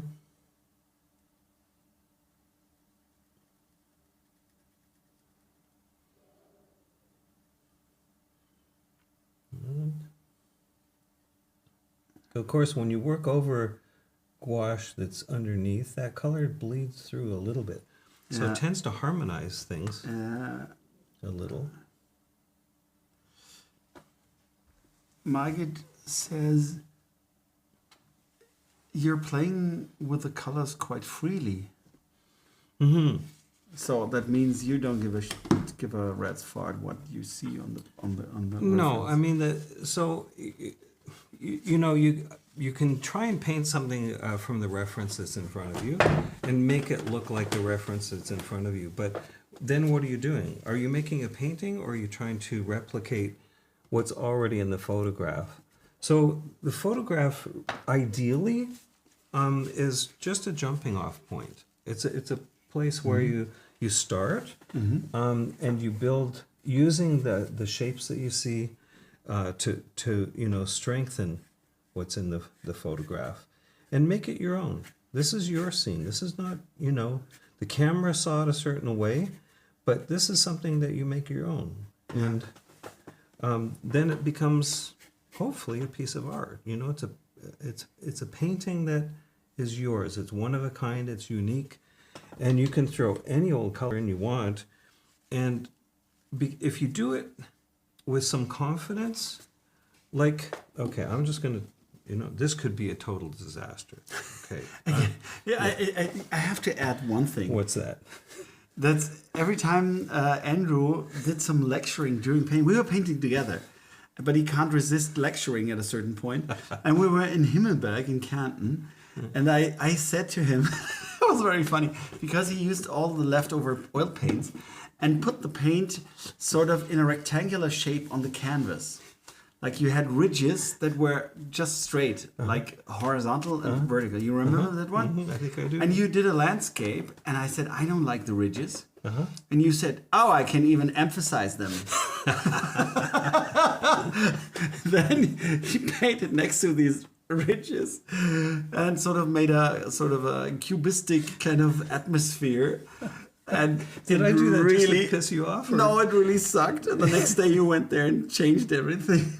You corrected everything. Yeah. That's funny.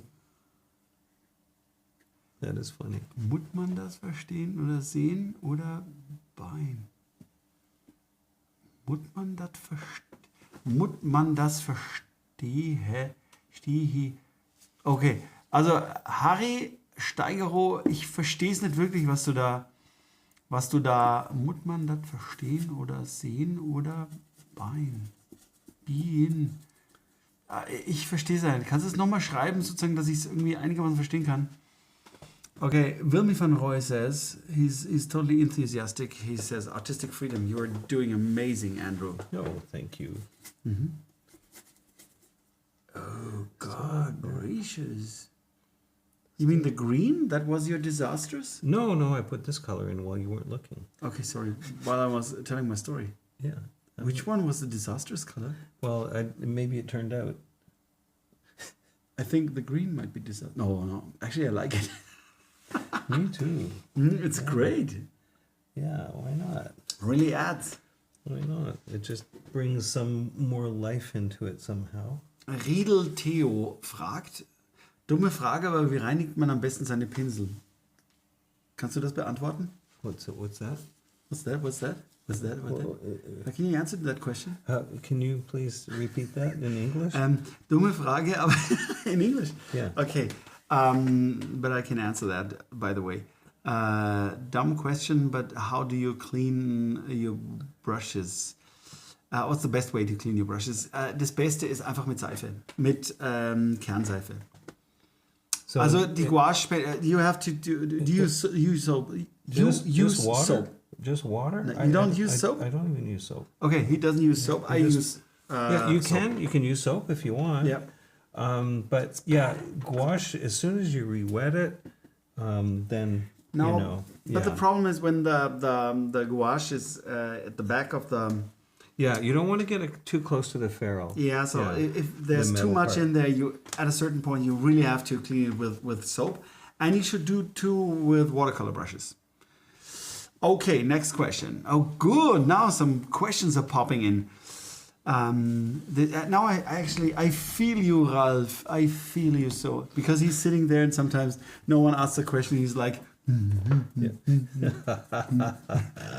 Why is there nobody asking a question? Oh, okay. Interesting question. Andrew, if you put retouch varnish onto the gouache, would you prefer painting it with a brush or using a spray can? I mean, would a painted varnish move the gouache? First of all, I think the retouch varnish is not a good choice because it will alter the painting too much.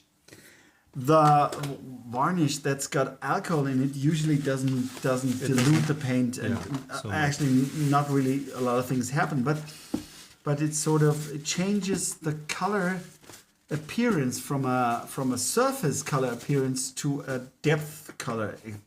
Das ist, ich muss es auf Deutsch sagen. Sobald mehr Bindemittel in die Farbe reinkommt, So I'm going to do something. I'm going to spray this a little bit, and I'm going to let the color run down. So I'm just spraying. I don't know if you're going to be able to see this, but I can let the color run down just to soften it up in areas. There we go. ooh. I love the way that Torsten destroys and recreates and moves it around. I'm having a kind of a love fest with Torsten right now. Love fest. That's nice. Yeah. So if you're still there, Torsten, you know, when you do these, you loosen things up again and break it up. I just love when you do that because I think what it does is it creates these passages that are mysterious and soft and intriguing. And, you know, I think painting should have surprise in them. There should be things that we don't quite understand. I don't think everything should be fully resolved. And that maybe that's a more modern way of painting. It's not, again, we're not trying to create a photograph, right? We're trying to create something that might intrigue, it makes someone want to look at it longer. I'm going to take this kind of blue-green. This is very warm through here, and I'm going to go a little cooler on the other side, over here. And you can see the paint sits on top now, if I just hit it once with a brush. And really right now, I'm just thinking about abstracting more than I am about trying to paint chairs or anything like that. It's more about the shapes, the abstraction of what we're looking at. Nice. Harry, das werde ich ihm überlassen, weil das ist dann echt immer eine künstlerische Entscheidung, weil das ist immer irgendwie auch so, manchmal ist es dann so, ich sag's jetzt wirklich absichtlich auf Deutsch, manchmal ist es dann so, das passiert mir dann auch, dass dann der Ralf mir das dann oft nicht vorliest, was noch geändert werden könnte oder wo irgendwie man Fehler sieht. Das ist jetzt sowieso anders, aber bei mir ist es manchmal so, dass man sagt, die Nase ist zu lang oder sonst irgendwas und der Ralf liest es mir nicht vor und ich glaube, ich lasse den Andrew eben diese Gestaltung selber machen und vielleicht macht das nicht. Das ist das Interessante. Ja?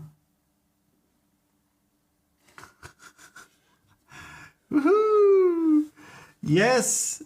What is it? Romeo, I'm glad you guys have time to see each other again and paint. That's Nadia.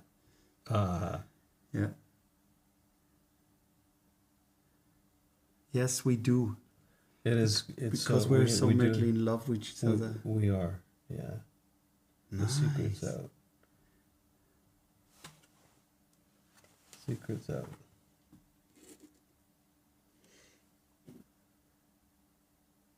You know, and a good thing, also another thing, so, I don't know, this is actually not the regular demo that guest does, because I'm going to molest him a little bit, because we know each other so well, and I think I can dare, but you know what? What? I don't know if I should say that. You can say what you want to say, Newts. Because the point is, I wasn't so crazy about the dog, actually. The dog painting. Because... Which dog painting? The dog painting you showed us. Oh, the dark painting. The dog. Woof, woof. Oh, the dog painting. Oh, that one.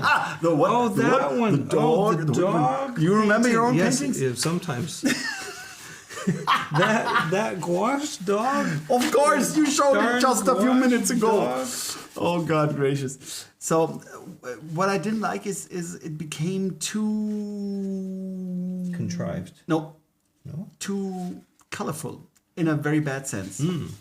Like colorful, because we have in German we have a saying, it's the one is farbig and the other one is bunt. Uh-huh.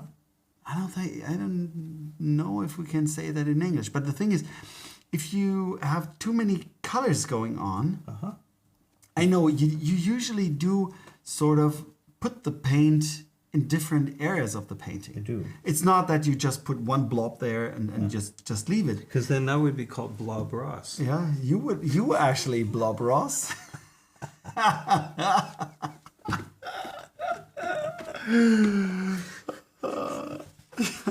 Michael says, "I'm happy to see you in action." Yeah, me too. Actually, it's super interesting. Me and blob Ross. But if you get carried away, maybe Yes, you have to watch. You don't get too much of that going. Yeah, Yeah. Because- this is enough. It's almost too much already. yeah, Yeah. You know what? Take a break. You want an advice? Sure. I think you're pretty close to finishing it. Yeah. And it's only a question of a few little things. Yeah. Guess what they are? I don't know either. I hate when he does that. Well, yeah, it's always the same. But you can when you see the You look painting, at it on the screen. it looks really great. So I think it looks better on the screen. You know what? It looks okay in real life, but it's one of those things where Yeah, when you it let dries. it dry down, yeah. and it will have a different feeling when it's dry. Yeah, okay, Because because of the surface is still right now. changing. Yeah. Yeah. Okay. But Yeah. but still, I think it's already, because with the light colors, there are not so many things happening there. Yeah. Yeah. Yeah. That's the neat thing about this. Like, you can while it's still damp, you can go in and just Yes, you should, Romeo. What's the Watch show? it from the start. There's The says, Andrew, I like your loose painterly style. However, how would you react to someone saying that the painting can't be understood without knowing what it shall represent, and thus is purely abstract? Oh, that's a good question. So it is a good question. Wait, we're changing? Yeah. So That's a very good question. Because he has to take a break in terms of, and he has to take a sip of his tea. That's true. So, cheers. Tassen? Oh, hang on. You still? No, it's on both sides. Is it? Oh, yeah, look at that. You got Ralph. covered and both here sides. also, he did on Wow, 3 sides. Ralph is, okay. Wow, he's a he's genius. just, yeah, he is. I've never had a drink out of a hammer before. Okay. So, Tell us. so what is abstraction? Oh God. Yeah. You're starting there? I'm going to start there. Who am I? No, Is this world real? So I'm going to give you an example that I share with my students. I'm going to say something that sounds outrageous, but then I'm going to prove it. Okay, so everything that we look at is abstract. Everything we look at is abstract. And I'm going to prove this by giving you an example. If you were to take a picture right now of Stefan or myself. They do that on a regular basis. Yeah. And enlarge it the size of the largest building in Vienna. We'll just use Vienna. Enlarge it that big. And then cut out a portion of that is 3 meters by 3 meters and put it in a frame. And you will have an abstract. So everything that we look at is based on shape. And that shape has value, it has edge, and it has color, generally speaking. And if you take that shape and if you can imagine putting that shape on its own on a wall, you would never know what it was. You just wouldn't know because it's so large. So what we do when we're looking at something, we organize all the shapes that are in front of us and we identify them. And that's, through our childhood all the way through into our adult years. We look at things that are familiar because we see patterns repeat. It's interesting that, with the technology that we have right now, the camera focuses on the face. You have autofocus on the face. Why is that? Because there's an algorithm built into it that says when you have these two shapes and this shape here with that, it probably means it's a face. So we do the same thing. The technology is just imitating the thing that we do naturally. Everything that we look at is abstract. It's when you put two shapes together and enough of those shapes together and configure them in a way that creates a pattern that we start to understand it as something that we recognize that's figurative. So the fascinating thing for me right now, especially with painting, is that we create what we recognize through making abstract shapes in a certain order. And that order is about value, edge, color, the things that we recognize. We don't even need color. You can understand something in black and white. So yeah, I'm not very good at looking at all that print. But so does that make sense? Yeah, but it's very general. But because I think it is actually, in the end, it is. First of all, I think this is the most interesting thing in painting to me, and I think for you too. The balance between the representative or the world we can recognize, and going to the point of abstraction where you can't recognize it anymore, and there's that thin line, and I think you're always working towards that. This is one of your major things. It is, but still, that's probably something that he was asking. Do you actually decide at a certain point in terms of because there's Francis Bacon used to say that he said it's illustrative, and he didn't mean illustration in that sense, like a narrative book cover or a storytelling. Right. He said just being representational, like, okay, this is a picture frame, and you do, okay, it's got the picture, and it's got the mat board, and it's got the frame around it, and you render it. Yeah. And he hated that. Yeah. And the question is exactly now in your painting, and I think we could stick with this one. How much do you want to add in terms of that it's readable, understandable, or not? Right.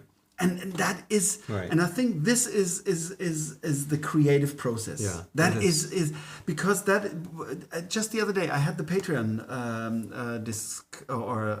critique this week, and I was talking about that because I'm really tired of the Instagram art because everything is illustrative. Yes. Most of the stuff is illustrative. Very representational. And there's not that much creative thing. Like You don't give a shit about the proportions, and also, you know, it's like or I can feel a person, like the sense of color, the sense of shapes, the brushwork. Yeah.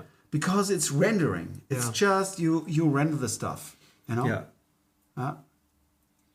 And so therefore it's so there's a line that happens. There's a place where something figurative becomes Andrew Judd single malt. That's also playing with the word in German, because you're painting alone. There is a place where abstraction can turn into something figurative and vice versa. Yeah. So something very figurative can turn into something abstract at a certain point in time, and maybe that's just the turn of the face and the way the shadows work. So it's I think it's really a lot of fun to play between the sense of abstraction and something that's figurative, something that's recognizable. When you look at some of the most amazing painters, really, if you look at someone like Sargent, you would say, well, he's very figurative. Like, you really understand everything you're looking at. But next time you look at a John Singer Sargent painting, look at the backgrounds in them. Look at the edges that happen around the figure. And they're very loose and they're very abstract. Yeah. Yes, we recognize that might be a window or that might be a street. The thing is that he presents his portraits in a way that we do understand the face, we do understand the hands, because we recognize the way those shapes work together. But there are other parts of the painting that are in the peripheral. So the peripheral is actually the major part of our sight. If you look at something very specifically, you see something very precise. But the major part of our vision is peripheral. We see what's going on around us without necessarily naming it. If a car's flying down the street towards you, it's in your peripheral. We're not looking at the cars down the road, every single one that comes at us. We actually recognize the speed of it as well. We know that there is a vehicle coming, and of course sound gets involved in all of that too. But the peripheral vision is the area of abstraction. Right. And the precise thing that we look at is the area of figurative. It's how we actually see. And Rembrandt got that figured out. He really did. If you look at his paintings, I remember my old boss used to say, you can tell a Rembrandt because you can pick it up by the nose. So he painted thickly in some areas, so we would really look at it, but he had very sharp edges in the places he wanted you to look at. Sharp edges, more intense color or warmer color maybe. And the areas behind, if you look at the Night Watch, the Night Watch, did I say that right? No. No? Okay, something like that. Anyhow, when you see that painting, look into the shadows of that painting and you'll see that he just scumbled some things in down there. You can hardly recognize what's in there. Mm-hmm.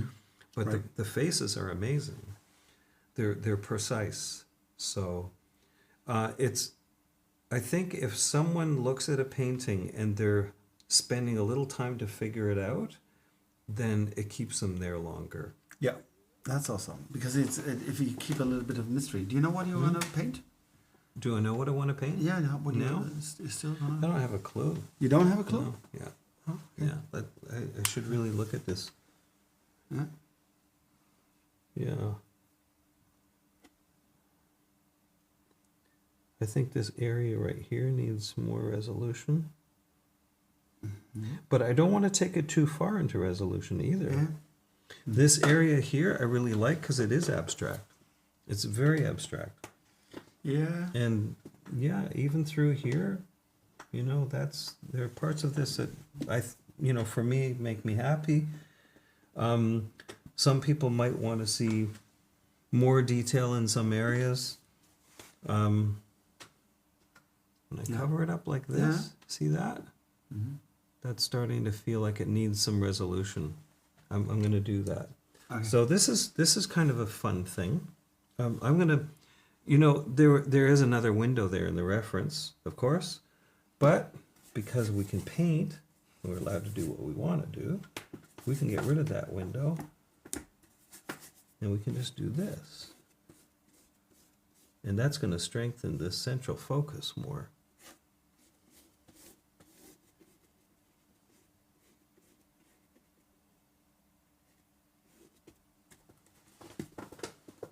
And bring a little bit more color into here. Max Ott said, "Thank you, Andrew, a great explanation." Okay. You're welcome. I'm still trying to figure it out. There's no end of trying to figure this all out. Mm.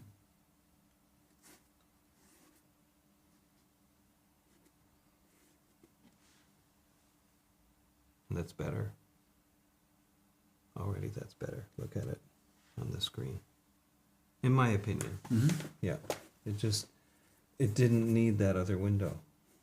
It makes this more, that brings us into the focus completely. Yeah. I say yeah. Other people might be going, "Oh my God, what is that?" No, and Yeah. that is the point. It's always about making a decision. Mm-hmm. Yeah. Yeah. Yeah. The more I drink of this, the better it looks. It's okay. Maggie Cornet says yes, it's great. So she's referring to your change, I guess.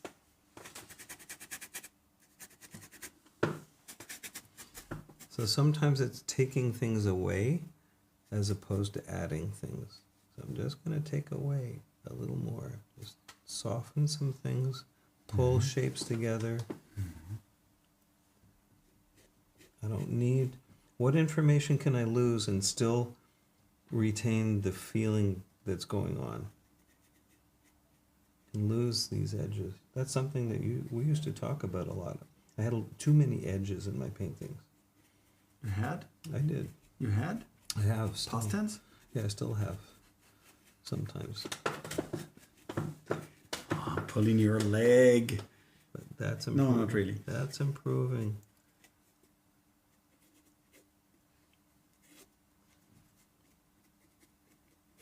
Yeah, less. Do I need this? Maybe. Just pulls the light into the foreground a touch. Wow. You changed it entirely, the whole painting.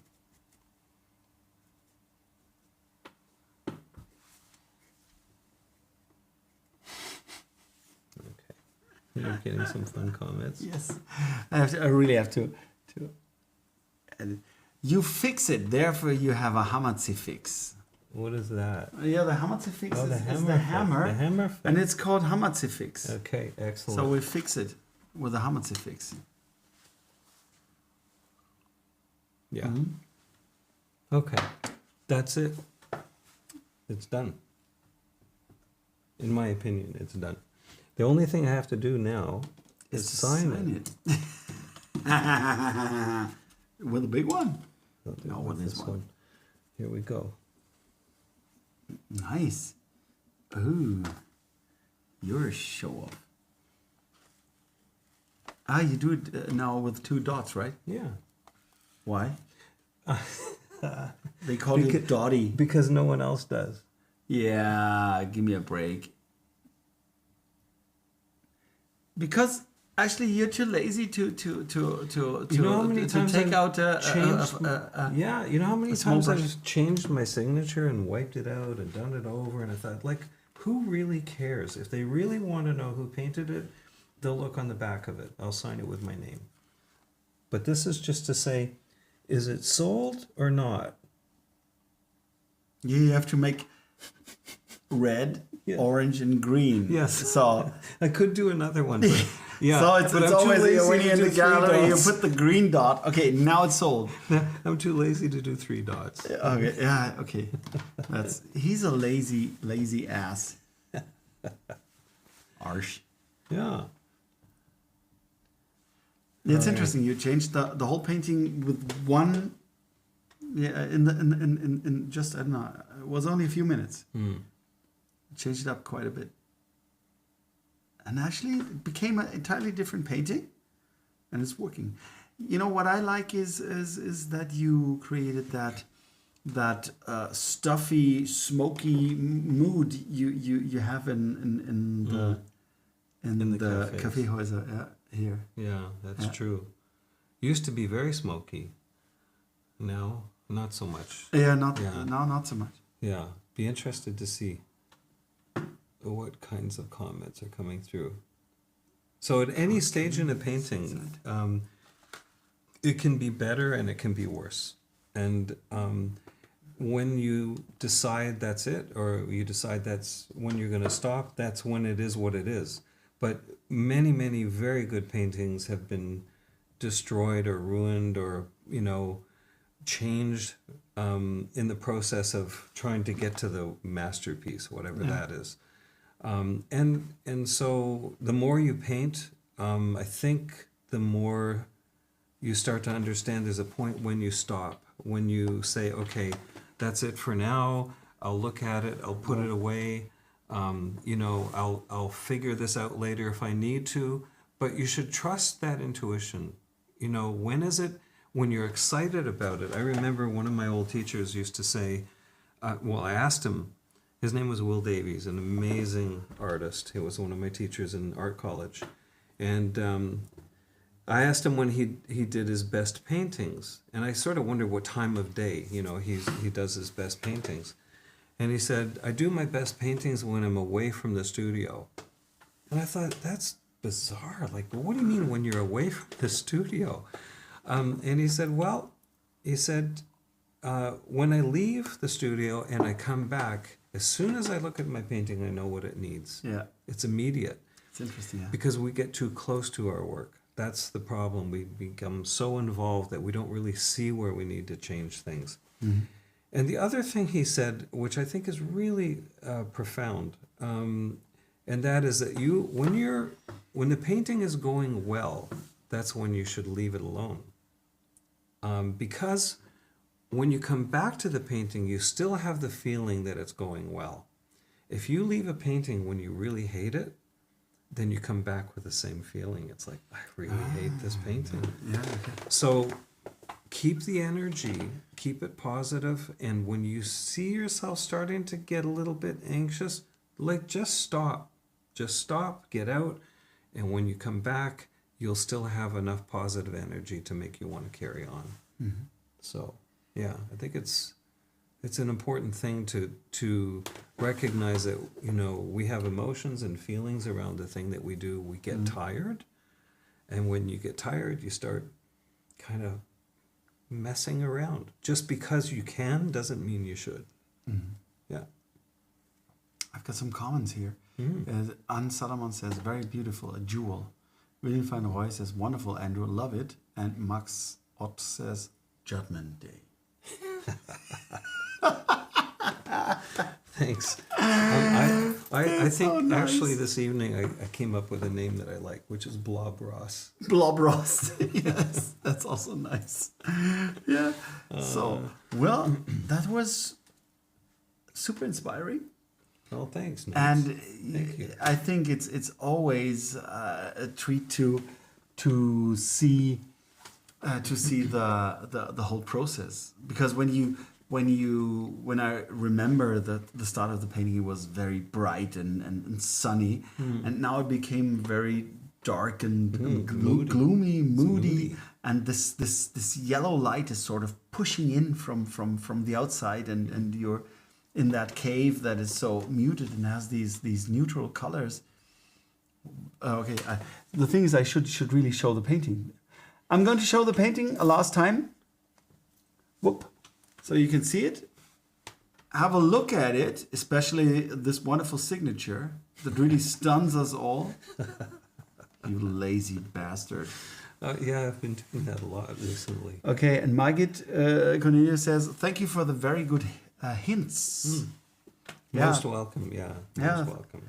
Yeah, thank you thanks to everyone for showing up and, hanging in there. Do we actually still have people watching? Yes, we have 81 people watching. Oh, but, 81 people watching, 81 likes. But if there's someone else here who hasn't liked yet,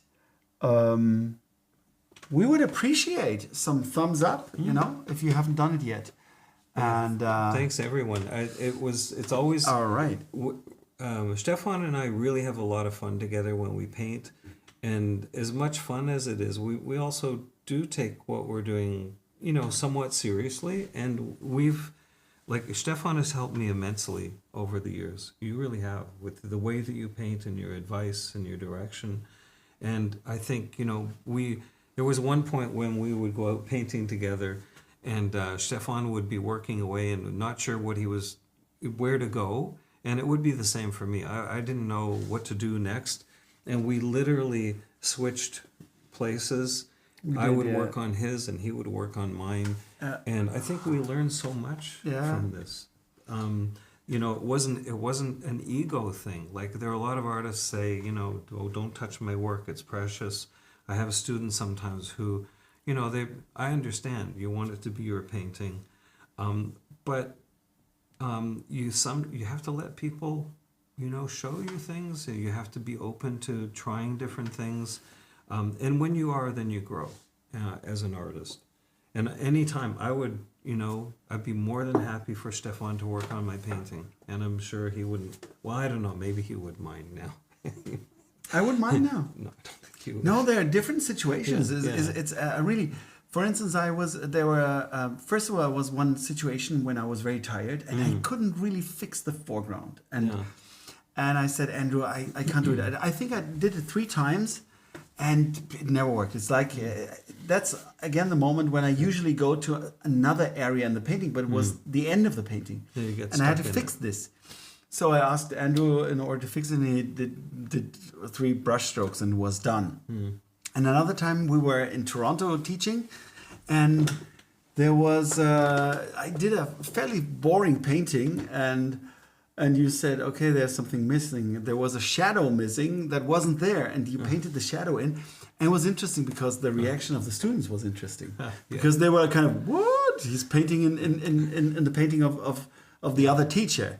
And I think it's really about the ego. It's like you can do it with the students, but also, you know, with artists, like, because we're so precious about our stuff and so particular. And I think Andrew, you showed it so well that nothing is fixed and you can alter it anytime. But there's another story. Because I was painting in Alice's place in the studio, and I did a figure painting. And you were with Alice and kind of annoying, both of you. And I was painting along, and you asked, oh, well, can I change something? And then he went to my painting and painted into my painting and really fucked it up.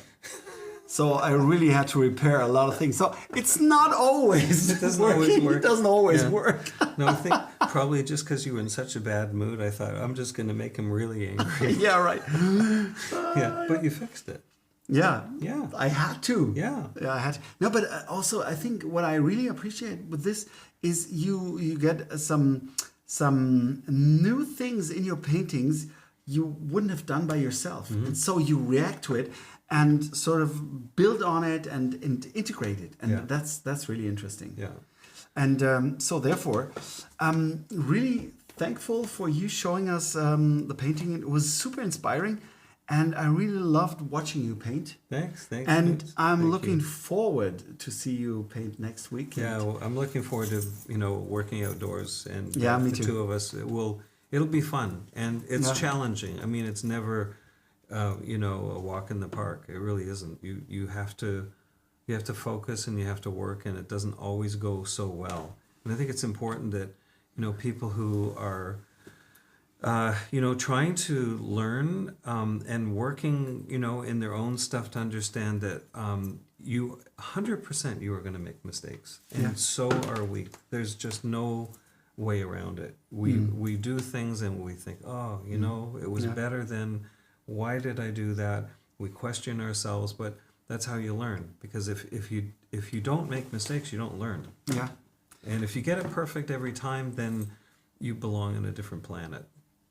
It's that simple. Exactly.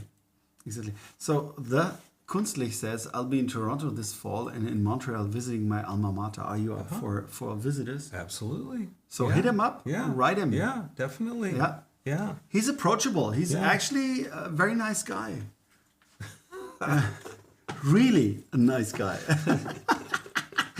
So, thank you so much. And I think we're going to end the stream here when we're the happiest and most on good wonderful. Energy. Holy smokes. Yeah. Thank you, everyone, for hanging in, for, joining us. And it was great to, I don't know very many people here, but wow, like. What do you mean? You don't know many people in Vienna? In the stream? In the stream. Okay. Yeah, Annette Solomons is one of your... Used to be one of your viewers, and she transferred. I know. I've lost so many people to Stefan. It's okay. It's okay. I don't take it personally. All right. I don't cry about it. But nevertheless, you will see us actually again next Wednesday because we're streaming from the Traunsee, from Altmünster. We'll be at Atelier 22, and we're making a live show from that gallery, and it will be, I don't know, we haven't thought about the concept because there will be so many interesting people there. First of all, Christina is joining, and maybe we integrate the students, and unfortunately Ben can't come. And Andrew is there, Ralph is there, and we're going to make a live stream. And so therefore... I was thinking we could actually do a night painting so no one can watch. Okay, we'll figure it out. We'll figure it out. But stay tuned next week, the same time, 8:30, and we're looking forward to see you. Okay, take care. Thanks again. Schaltet auch nächste Woche wieder ein. Good night. Gute Nacht. Gute Nacht? Ja. Okay, after I finish my sentence, you have to say that, okay? Okay. Schaltet auch nächste Woche wieder ein, wenn ihr Andrew sagen hören wollt. Guten Nacht.